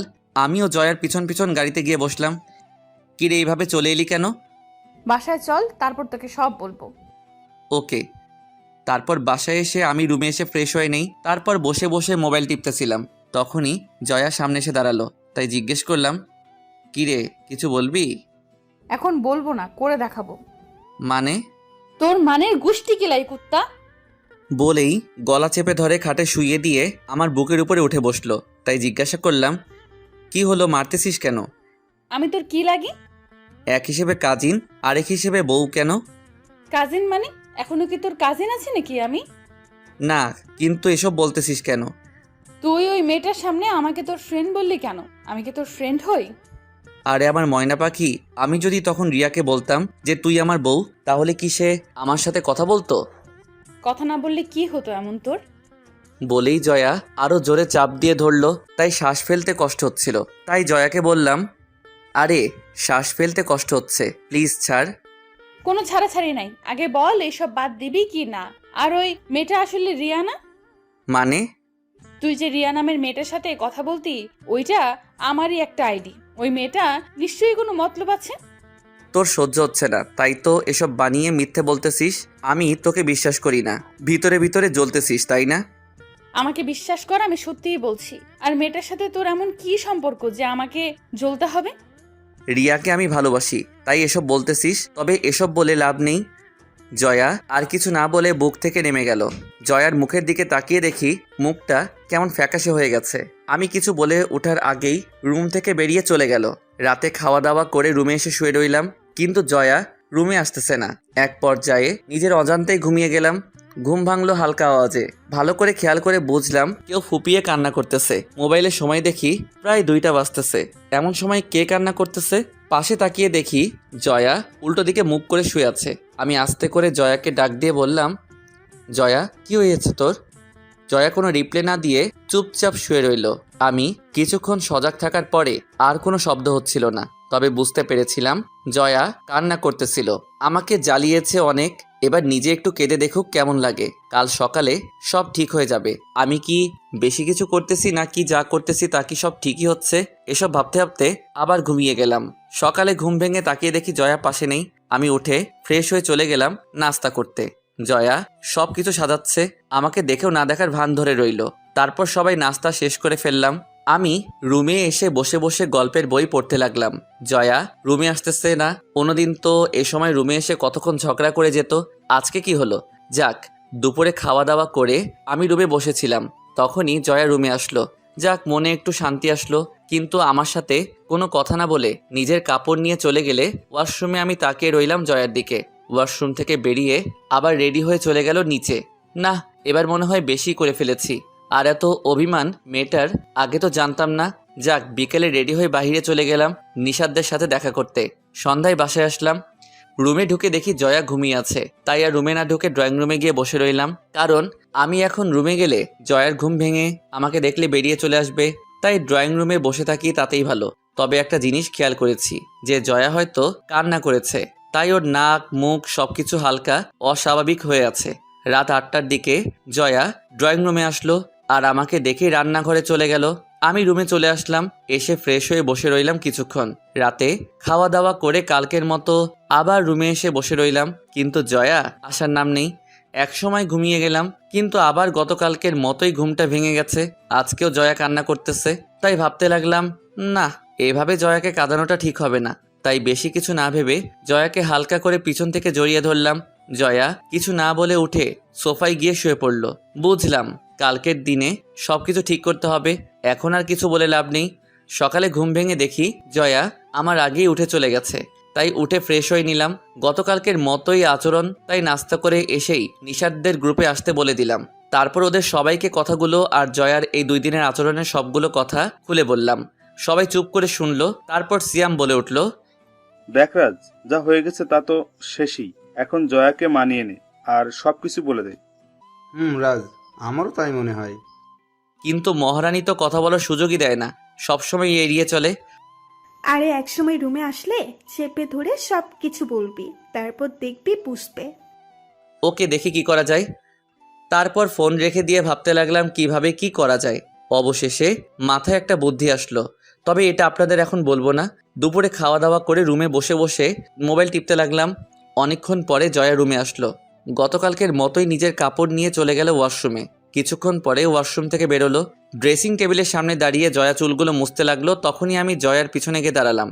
জয়া আয়নায় আমাকে দেখেই আমাকে পাশ কাটিয়ে চলে যেতে লাগলো। তখনই আমি জয়ার হাত ধরে ফেললাম। জয়া ছাড়ানোর চেষ্টা করতে লাগলো। তখন আমি জয়াকে টান দিয়ে এনে দেয়ালে ঠেসে ধরলাম। জয়ার 2 হাত চেপে ধরলাম 2 দিকে। জয়া নিজেকে ছাড়ানোর চেষ্টা করতেছে, কিন্তু তাতে লাভ হলো না। তাই জয়াকে বললাম, কি হয়েছে তোর? জয়া কোনো কথা না বলে চুপচাপ নিজেকে ছাড়ানোর চেষ্টা করতেছে। তাই আবার জয়াকে বললাম, কি হলো, কথা বলবি নাকি লিপ কিস করবো, কোনটা? ছাড় আমাকে। না, আগে আমার কথাগুলোর উত্তর দিবি, তারপর ছাড়বো। আমি কোনো কিছুর উত্তর দিতে পারবো না। আচ্ছা তাহলে এটা বল, 2-3 দিন ধরে আমার সাথে এমনটা করতেছিস কেন? আমি কি করলাম আবার? আমি কি তোকে মেরেছি, কোনো কিছুর জন্য প্রেশার দিয়েছি? তাহলে তার থেকেও বড় কিছু করেছিস, আমাকে অ্যাভয়েড করতেছিস তুই। আমি জানতে চাই। আমার মন চাইতেছে তাই। আর আমার কাছে কি তোর? যা গিয়ে তোর সেই রিয়ার কাছে সময় কাটা। আমার খোঁজ তোকে নিতে বলেছি আমি? চুপ, থাপ্পড় মাইরা দাঁত ফেলাই দিমু। কেন রিয়ার সাথে ঘুরলে তোর কষ্ট লাগে? তাহলে ওই এক সপ্তাহ যে আমাকে কষ্ট দিয়ে নিজে মজা নিয়েছিলি, তখন কেমন লেগেছিল আমার? এবার বুঝেছিস? বুঝতে হবে না আমার, তুই যা তোর রিয়ার কাছে। আমি তো রিয়ার কাছেই আছি। তুই মিথ্যা বলতেছিস আমার সাথে। ওই মেয়েটাকে তুই নিশ্চয়ই ভালোবাসিস। বুঝেছি, ওর মুখ বন্ধ করতে হবে, তাই বেশি কিছু না ভেবে ওর ঠোঁটে আমার ঠোঁটগুলো বসিয়ে দিলাম। সপ্তম আকাশ থেকে পড়লো। চোখগুলো বড় বড় করে আমার দিকে তাকিয়ে রইল। মিনিট দুয়ের পর জয়াকে ছেড়ে দিয়ে রুম থেকে বেরিয়ে গেলাম। যাওয়ার সময় তাকিয়ে দেখি জয়া তখনও ওইভাবেই দাঁড়িয়ে। ভাবলাম নিশাদদের সাথে দেখা করে আসি, তখনই আম্মু ডাক দিল আমাকে। আম্মু কিছু বলবে? এদিকে আয়। আমি গিয়ে সোফায় বসলাম। তখন জয়াও এখানে এসে হাজির হলো। তারপর আম্মু বলল, তোর আব্বু কালকে সপ্তাহখানেকের জন্য দেশের বাইরে চলে যাবে, আর আমিও এই সুযোগে তোর বড় আন্টির বাসা থেকে ঘুরে আসব। তাহলে তোমার সাথে জয়াকেও নিয়ে যাও, জয়াও কিছুদিন ঘুরে আসবে। আমার সাথে কাউকেই নিয়ে যাব না, তোরা দুজন বাসায় থাকবি, আর মাঝে মাঝে তোকে হয়তো একটু অফিসেও যাওয়া লাগতে পারে। সব ঠিকই আছে, তবে জয়ার হাতের রান্না আমি খেতে পারবো না। এটা তোদের ব্যাপার, তুই কোথায় যাচ্ছিলি যা। আম্মু তুমি কিন্তু এটা অন্যায় করতেছো আমার সাথে। জয়া, তুই পারবি না ওকে সামলে রাখতে? আমি আর কিছু না বলে চলে গেলাম নিশাদদের সাথে দেখা করতে। গিয়ে দেখি ওরা আগে এসে বসে আছে। আমাকে দেখে ফারিয়া বলে উঠল, পৃথিবীতে আছে একটা ছেলে যে কিনা বিয়ের পরেও পিওর ভার্জিন। তা অবশ্য ঠিকই, কপাল ভালো হলে যা হয় আর কি। তা জয়ার রাগ কি কমেছে, নাকি এখনো সে আগের মতোই আছে? রাগ ভেঙেছে মহারানীর, তবে সমস্যা তো অন্য জায়গায়। আবার কি হলো? আরে আব্বু কাল দেশের বাইরে চলে যাবে, আর আম্মু চলে যাবে বড় আন্টির বাসায়। আর এই কয়েকদিন নাকি জয়ার হাতে রান্না খেতে হবে। তো সমস্যা কোথায়? আরে জয়া রান্না করতে পারে না, আর এই কয়েকদিনে যা শিখেছে তা খেলে শিওর মারা যাবো ডায়রিয়া হয়ে। আরে না, দেখিস ভালোই হবে। তাই যেন হয়। না হলে সমস্যা কি? তুই তো নিজেই রান্না করতে পারিস। জয়ার হাতে রান্না খেতে না পারলে নিজে বানিয়ে খাবি। দেখি কি হয়। তারপর ওদের সাথে আরও কিছুক্ষণ গল্প করে সন্ধ্যায় বাসায় চলে আসলাম। রুমে গিয়ে ফ্রেশ হয়ে নিলাম। খাটে বসে বসে ফোন টিপতেছিলাম, তখন জয়া রুমে আসলো। এসে সোজা আমার সামনে এসে দাঁড়ালো। কি হলো, কিছু বলবি? না, তবে এখন তোকে মারবো। কেন, আমি আবার কি করেছি? দুপুরে তুই 2টা ভুল করেছিস, তাই কোনোটার শাস্তি আগে নিবি সেটা বল। আগে দোষগুলো শুনে নেই, তারপর ঠিক করব। প্রথমত তুই আমাকে কিস করেছিস, তারপর আবার আন্টির সামনে আমাকে পচিয়েছিস। প্রথমটাতে আমার কোনো দোষ নেই, আর আম্মুর সামনে আমি সব সত্যি কথা বলেছি। মানলাম আমার রান্নার হাতটা একটু খারাপ, তাহলে কিস করলি কেন? তুই অতিরিক্ত বকবক করিস, তাই চুপ করিয়ে দিয়েছিলাম তখন। জয়া কতক্ষণ রাগি চোখে তাকিয়ে থেকে চলে গেল। আমি আবার মোবাইল টিপায় মন দিলাম। রাতে খাওয়া দাওয়া করে ঘুমিয়ে গেলাম আমি নিজের মতো করে। তবে ঘুমটা আর বেশিক্ষণ টিকতে পারি নাই। ভারী কিছু চাপে ঘুমটা ভেঙে গেল। তাকিয়ে দেখি জয়া আমার পেটে মাথা দিয়ে শুয়ে আছে। মনে মনে হালকা হাসলাম যে মেয়েটা ঘুমটাও ঠিক শিখে নাই। জয়াকে ওর সিটে শুইয়ে দিয়ে আবার একটু ঘুমানোর ট্রাই করতে লাগলাম। তখন জয়া আবার এসে আমাকে জড়িয়ে ধরলো। এবার আর কিছু না বলে মাথায় হাত বুলিয়ে দিতে লাগলাম। তারপর ওর দিকে কিছুক্ষণ তাকিয়ে রইলাম। হঠাৎ করে চোখটা লেগে যায়। সকালে ঘুম ভেঙে যায় তাড়াতাড়ি। জয়া এখনো ঘুমাচ্ছে, তাই আমি আর জয়াকে না ডেকে নিচে গেলাম। গিয়ে দেখি আব্বু নাস্তা করতেছে। কিছুক্ষণের মাঝেই বেরিয়ে যাবে, তখনই আম্মু বলে উঠলো, কিরে, এত তাড়াতাড়ি উঠে গেলি? না, এমনি ভালো লাগছিল না তাই। জয়া কি উঠেছে? তোমার ভাইয়ে জি নবাবের মেয়ে এত তাড়াতাড়ি উঠবে? চুপ, সব সময় আমার সহজ সরল ভাইজিটার পিছনে লেগে থাকিস। ওঠা লাগবে না, জয়াও আরো কিছুক্ষণ ঘুমাক। তোমাদের বংশের সবাই তুলসী পাতা, আর যত খারাপ আমরা বাবা ছেলেই। এই তো বুঝেছিস। নাস্তা শেষ করার পর আব্বু চলে গেল, আর আমি কফি নিয়ে রুমে গেলাম। গিয়ে দেখি এখনো ঘুমাচ্ছেন মহারানী, তাই আর ডাক দিলাম না। বিকেলে আম্মু চলে গেল বাসা থেকে, আর যাওয়ার আগে বাচ্চাদের মতো করে আমাকে বুঝিয়ে দিয়ে গেল জয়াকে যেন এই কয়েকদিন কষ্ট না দেই। এখন আম্মুকে কে বোঝাবে যে এই কথাগুলো জয়াকে বলা দরকার। রাতে খাওয়া দাওয়া করে একটু তাড়াতাড়ি ঘুমিয়ে গেলাম। সকালে জয়ের ডাকে ঘুম ভাঙলো। কিরে, নাস্তা করবি না? তুই যা, আমি আসতেছি। ফ্রেশ হয়ে চলে গেলাম নাস্তা করতে। গিয়ে টেবিলে বসতে জয়া এনে রুটি সামনে দিল। রুটি দেখে আমি পুরাই হা হয়ে গেলাম। রুটি 3 ভাগের 2 ভাগ পুরা, আর বাকি 1 ভাগ কাঁচা। জয়ার মুখের দিকে তাকিয়ে দেখি জয়াও চিন্তায় আছে। এগুলো খাবো কিভাবে, তাই জিজ্ঞেস করলাম, জয়া তুই খেয়ে নিয়েছিস? না, খাবো একটু পরে। ভালো করেছিস, না হলে এগুলো খেলে আমি শিওর দুজন ডায়রিয়া হয়ে মারা যাব। অনেক খারাপ হয়ে গেছে তাই না? চিন্তা করিস না, আমি অনলাইনে খাবার অর্ডার করে দিয়েছি, কিছুক্ষণের মাঝে চলে আসবে। ওকে। আচ্ছা, তুই ওই বাড়িতে কি করলি এত বছর, যে রান্নাটাও শিখলি না? ওইখানে কি শিখবো আর কি শিখবো না তাকে তোকে বলতে হবে? বেশি বকবক করলে দুপুরে বাসার খাবার খাওয়াবো বলে দিলাম।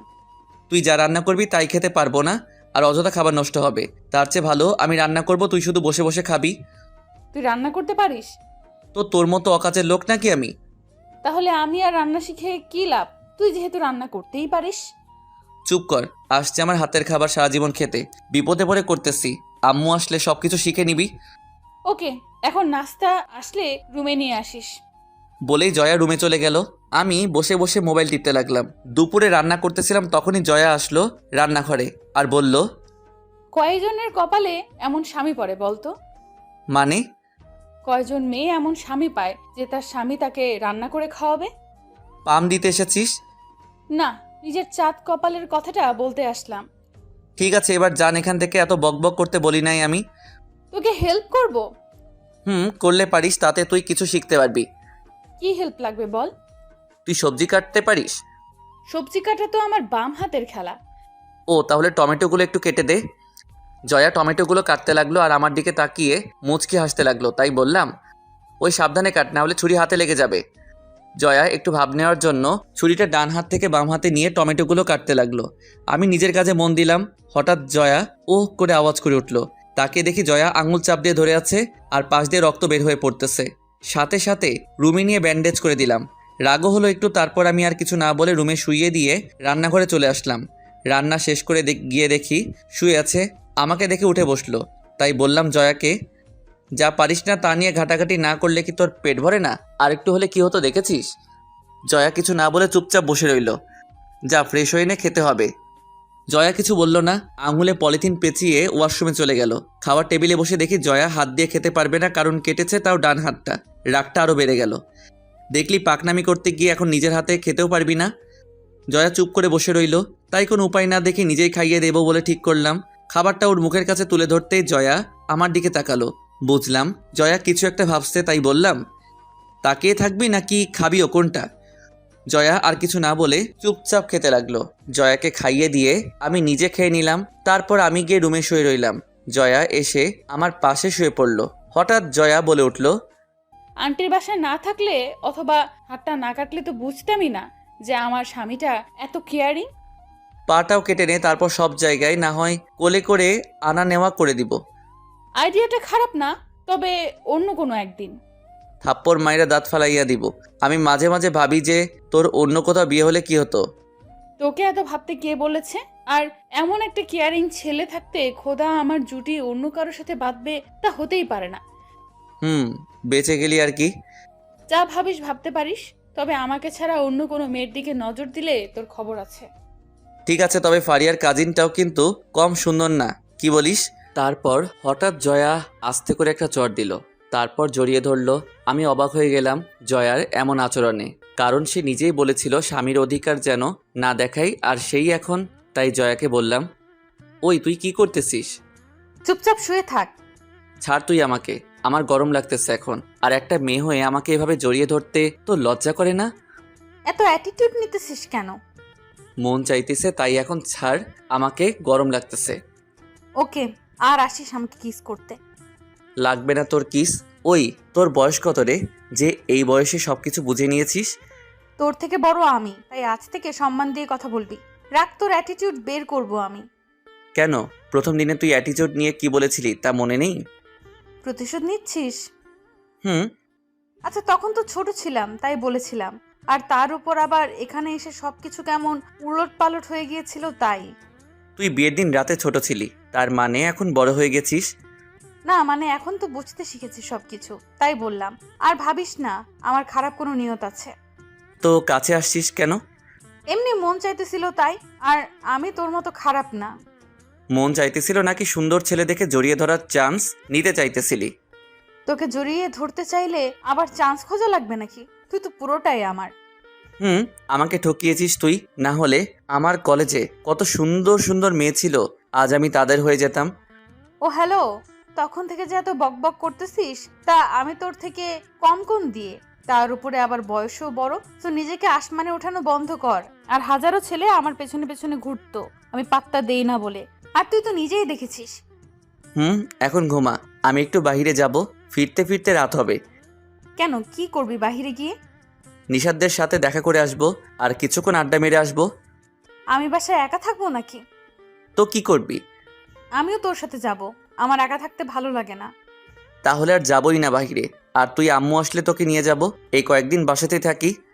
এই তো ভালো কথা বলছিস, এখন ঘুমা, রাতে রান্না গরম করলেই হয়ে যাবে। তারপর আরামে ঘুমিয়ে গেলাম। রাতে খাওয়া দাওয়া করে দুজন গল্প করে ঘুমিয়ে গেলাম। এভাবে চলে গেল দিনগুলো। আম্মু আব্বু দুজনে চলে আসলো বাসায়। তবে এই কয়েকদিনে জয়াকে নিজের হাতে খাইয়ে দিয়েছি, তার উপর আবার ঝগড়া, সব মিলিয়ে ভালোভাবে কেটে গেল দিনগুলো। আম্মু এসে জয়ার হাত কাটা দেখে জয়াকে কতগুলো বকা দিল, আর তার চেয়ে বেশি আমাকে কথা শোনালো। আমি থাকতে কিভাবে হলো এটা, আরও নানা রকম কথা। যাক, অবশেষে নিজের রান্না করে খাওয়ার দিনটা শেষ হলো।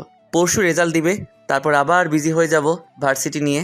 বিকেলে নিশাত আর ফারিয়ার সাথে কথা বলে চলে আসলাম। আজকে ফারিয়ার বার্থডে, তাই রাতে ওদের এখানে পার্টি আছে। ফারিয়া বলে দিয়েছে জয়াকে সাথে না নিয়ে গেলে আমাকে নাকি পার্টিতে ঢুকতে দেওয়া হবে না। ভাবলাম এখানে এসে বাহিরে বের হই নাই এখনো, তাই আজকে সারা সন্ধ্যা জয়াকে নিয়ে ঘুরে তারপর পার্টিতে আসব। তারপর বাসায় চলে আসলাম। বাসায় আসতেই দেখি মন খারাপ করে বসে আছে, তাই জিজ্ঞাসা করলাম, কি রে, মন খারাপ করে বসে আছিস কেন? রেজাল্ট যেন কি হয় কে জানে। সারা বছর পড়া ফাঁকি দিয়ে এখন রেজাল্ট নিয়ে চিন্তা করছিস? তোরে বলছে। আচ্ছা চল, আজকে তোকে নিয়ে বাহির থেকে ঘুরে আসি। না, আজকে ভালো লাগতেছে না। চল ঘুরে আসি, মনটা ভালো হয়ে যাব। না রে।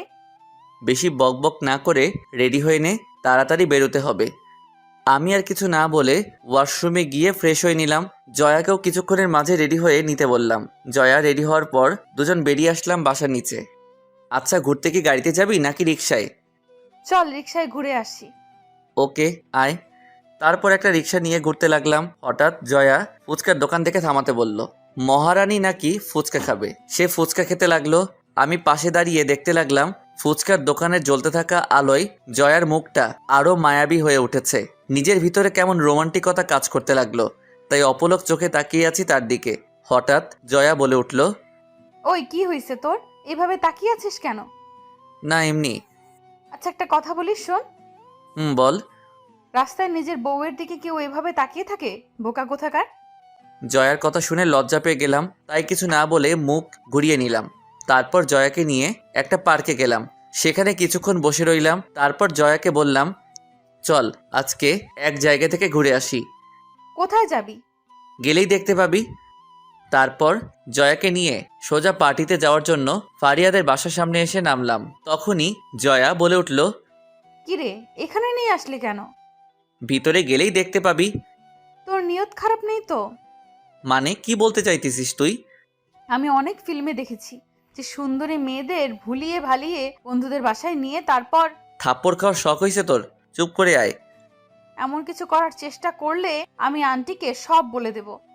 আচ্ছা আয়, কি করব সেটা পরে দেখব।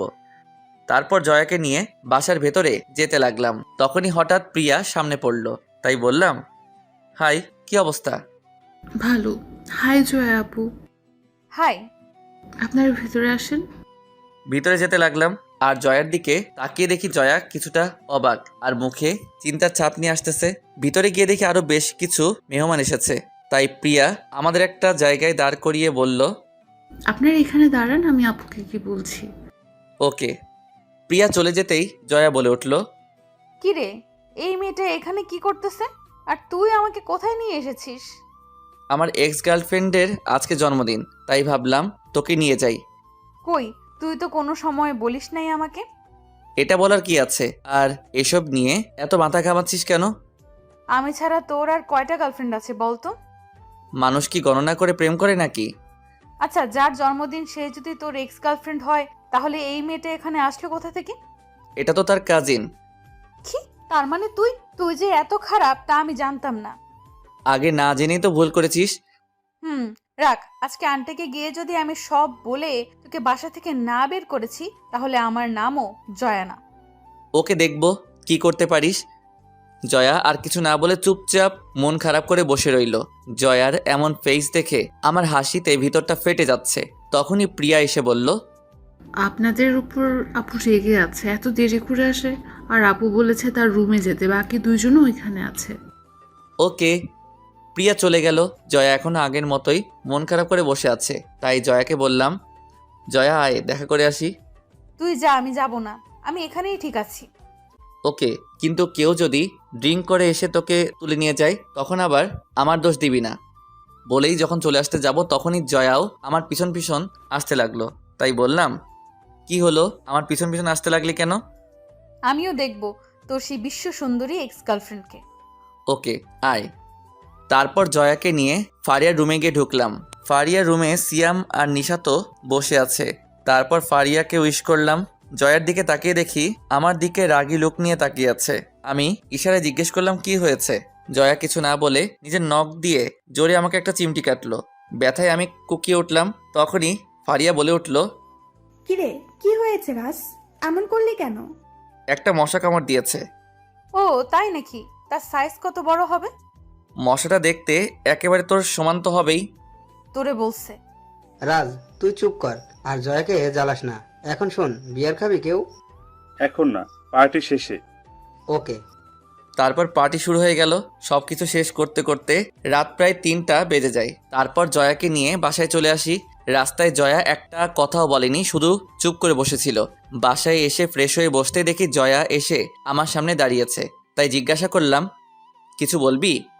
ফারিয়াদের বাসায় ওই মেয়েটা কেন গিয়েছিল? ফারিয়ার কাজিন প্রিয়া। ও, তার মানে তুই আমার সাথে নাটক করেছিলি এতদিন, তাও আবার এমন একটা বিষয় নিয়ে। তুই নিজেও তো করেছিস এতদিন, আর আমি একটু করলেই দোষ? কার দোষ এটা দেখে লাভ নেই। আজ থেকে তুই আর আমার সাথে কথা বলবি না। ওকে। জয়াও আর কিছু না বলে লাইট অফ করে পাশে শুয়ে পড়ল। আমি মনে মনে হাসতে লাগলাম জয়ার কথা শুনে। মেয়েটা অল্পতেই রেগে যায়, আর রাগলে যে জয়াকে অনেক কিউট লাগে তা সে নিজেই জানে না। তখনই হঠাৎ করে মনে পড়ে গেল জয়া রাগলে যে 2-3 দিন কথা বলে না, সেই কথাটা। যেই করে হোক এখনই ওর রাগ ভাঙাতে হবে, না হলে সকাল থেকে আর দেখাই পাবো না। তাই কোনো কিছু না বলে আস্তে করে পিছন থেকে জয়াকে জড়িয়ে ধরলাম। জয়া ছুটার চেষ্টা করতে লাগলো, আমিও ছাড়ার পাত্র না। অনেকক্ষণ চেষ্টা করার পর না পেরে অবশেষে বলে উঠল, ছাড় আমাকে। তুই কথা বলতে না করে এখন নিজেই আগে কথা বললি। তোকে ছাড়তে বলছি, ছাড়।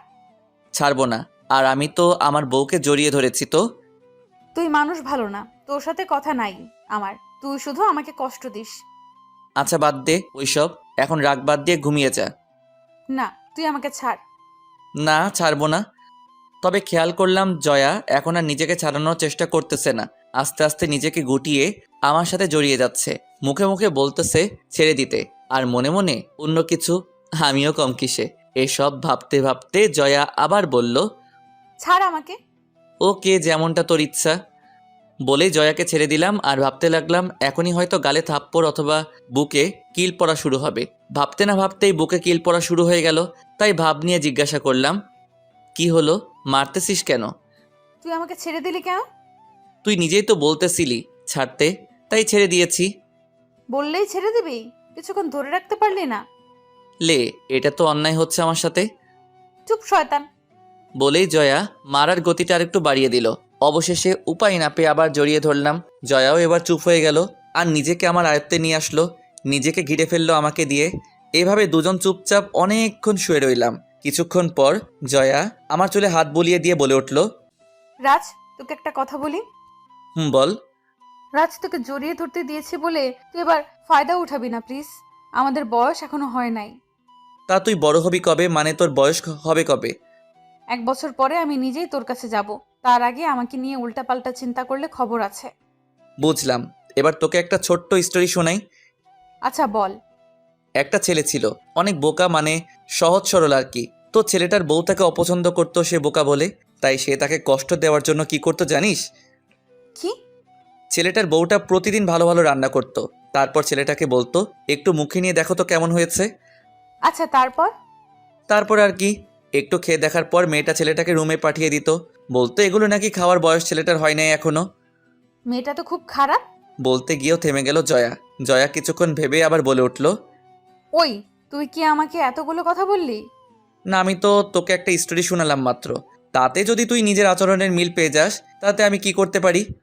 চুপ শয়তান, ঘুমা এখন, বেশি বকবক না করে। ওকে, কিন্তু এটা বল তাহলে জড়িয়ে ধরতে বললি কেন? সত্যি বলবো? মিথ্যা বলে তোর কপালে খারাপ আছে বলে দিলাম। ওকে, আসলে আমার কোলবালিশ জড়িয়ে ধরে ঘুমানোর অভ্যাস, তাই তোকে জড়িয়ে ধরতে বলেছি। না হলে ঘুম ভালো হয় না আমার, তাই তোকে জড়িয়ে ধরে রাখতে বলেছি। জয়ার কথা শুনে আমি হা করে তাকিয়ে আছি। কি বলবো? শয়তান নিতে তাহলে এই কারণে আমাকে জড়িয়ে ধরতে বলল? আমি চুপ দেখে জয়া বলে উঠল, কিরে চুপ হয়ে গেলি কেন? কোলবালিশ কি কথা বলতে পারে? হালকা হেসে আমাকে জড়িয়ে ধরে শুয়ে রইল। তখনই আমি জয়াকে বললাম, আচ্ছা জয়া, একটা কথা বলো তো। কি কথা বল? আচ্ছা, ওই যে ছেলেটা তোর আর আমার নামে গ্রামে ওই কথাটা ছড়িয়েছিল, ওই ছেলেটা তো জানতো না তোকে দেখতে লোকজন আসতেছে, তাহলে সে জানলো কিভাবে? আমি বলেছিলাম তাকে। ও, তার মানে তোর কথাই ওই ছেলেটা এসব কথা ছড়িয়েছিল। কারণ ওরা যখন বলেছে আগামী 1 সপ্তাহে আবার এসে এঙ্গেজমেন্ট করে যাবে, তখনই মাথায় প্ল্যান আসে আর ফয়সালকে ফোন দিয়ে বলি হেল্প করতে, আর ফয়সালও রাজি হয়ে যায়। জয়ার কথা শুনে আমি থ হয়ে ভাবতে থাকি, মেয়েটার মাথায় যে এত বুদ্ধি তা কেউ দেখলে বলতেই পারবে না। আমাকে চুপ দেখে জয়া বলে উঠল, কিরে চুপ করে গেলি কেন? কিছু না, ঘুমা তুই, আমার ঘুম পেয়ে গেছে। জয়াও আর কিছু না বলে চুপচাপ শুয়ে রইল, আর আমিও কথাগুলো ভাবতে ভাবতে ঘুমিয়ে গেলাম। 2 দিন পর আমাদের রেজাল্ট বাহির হয়। সিয়াম, নিশাত, ফারিয়া সহ সবাই রেজাল্ট ভালো করলাম, আর আমাদের সবার থেকে ভালো রেজাল্ট হলো জয়ার। 2 দিন পর রাতে সবাইকে আমাদের বাসায় আসতে বলে দিলাম। সন্ধ্যায় সবাই বাসায় চলে আসলো। সবাই খাওয়া দাওয়া করবো একসাথে। রাতে আব্বু আম্মু সহ সবাই খেতে বসলো। নিশাত সহ সবাই এখানেই উপস্থিত। রাজ, কি ঠিক করলি? তুই কোথায় ভর্তি হবি? সবাই এক ভার্সিটিতেই ভর্তি হব। তাহলে জয়াকেও তোদের সাথে ভর্তি করে দিব। কি বলো, জয়া আমাদের সাথে ভর্তি হয়ে কি করবে? জয়াকে অন্য কোথাও ভর্তি করাও। কেন? দেখ মেয়েটা একা একা কিভাবে চলাফেরা করবে, আর শহরেও তো মেয়েটা নতুন। আন্টি তো ঠিকই বলেছে, জয়া কেন অন্য কোথাও ভর্তি হবে? আর এমনিতেও তোদের সাথে ঝগড়া করে পেরে উঠি না, জয়া থাকলে আমার দল ভারী হবে। আন্টি, জয়া আমাদের সাথেই ভর্তি হবে, আপনি চিন্তা করিয়েন না। আমিও সহমত। ওকে, সবাই রাজি থাকলে আমার কোনো অসুবিধা নেই। জয়া কিছু না বলে চুপচাপ খেতে লাগলো, আর আমার পায়ে পা দিয়ে রাখলো টেবিলের নিচে। কয়েকদিন পর সবাই গিয়ে ভর্তি হয়ে আসলাম। জয়াও আমাদের সাথেই ভর্তি হয়েছে, আর তাতে ফারিয়া অনেক খুশি, কারণ তার মহিলা টিম ভারী হয়েছে। আবার এভাবে কাটতে লাগলো দিন। জয়াও অনেক খুশি। বাসায় এসে যে সময়টা থাকে সেই সময়টা আম্মুকে রান্নার কাজে হেল্প করে। রাতে আমাকে জড়িয়ে ধরে ঘুমানো, সকালে আমার ডাকে ঘুম ভাঙে জয়ার। তারপর আবার সে রেডি হয়ে ভার্সিটি। এইভাবে চলতে লাগলো দিনগুলো। এভাবে সত্যি 1 বছর চলে গেল। ভার্সিটিতে প্রথম সেমিস্টারে পরীক্ষা দেওয়া হয়ে গেলে কয়েকদিন ভার্সিটি বন্ধ পেলাম। বিকেলে ঘুমাচ্ছিলাম, তখনই মাথার চুলগুলোতে কেউ হাত দেওয়ায় ঘুমটা ভেঙে যায়। তাকিয়ে দেখি জয়া বসে বসে চুলে হাত বুলিয়ে দিচ্ছে। তাই আমি জিজ্ঞেস করলাম জয়াকে, কি রে, এখানে বসে আছিস কেন? জয়া কিছু না বলে জড়িয়ে ধরে শুয়ে পড়ল। আমিও কিছু না বলে জয়াকে জড়িয়ে ধরে শুয়ে রইলাম। রাতে খাওয়া দাওয়া শেষ করে কিছুক্ষণ টিভি দেখে রুমে আসলাম। রুমে এসে দেখি জয়া দাঁড়িয়ে আছে নীল রঙের শাড়ি পরে। জয়াকে শাড়ি পরতে দেখে আমি রীতিমতো হতবাক। আমি জয়ার কাছে গেলাম, কি রে আজকে হঠাৎ শাড়ি? এমনি ভালো লাগতেছিল না তাই। জয়ার পুরো শরীরের দিকে তাকিয়ে দেখি পুরো এক নীল পরি আমার সামনে দাঁড়িয়ে। ওর দুধে আলতা গায়ের রঙে নীল শাড়ি, যেন পুরো টাস্কি খেয়ে বসে গেলাম। তখন জয়া বলে উঠল, কিরে এইভাবে বসে গেলি কেন? দেখ প্লিজ, শাড়িটা পাল্টে আয় তুই। কেন? না হলে কি করতে কি করে ফেলি তা নিজেও বলতে পারি না। কি করবি শুনি? বলেই জয়া আমার সামনে এসে দাঁড়ালো। আমি ওর নাভির দিকে তাকিয়ে রইলাম। আমি কি ভেবে যেন নজরটা নামিয়ে নিলাম। তখন জয়া বলে উঠল, কিরে তুই নজর নামিয়ে ফেললি কেন? যেখান থেকে নজর নামিয়েছিলি সেখানে তাকা বলছি।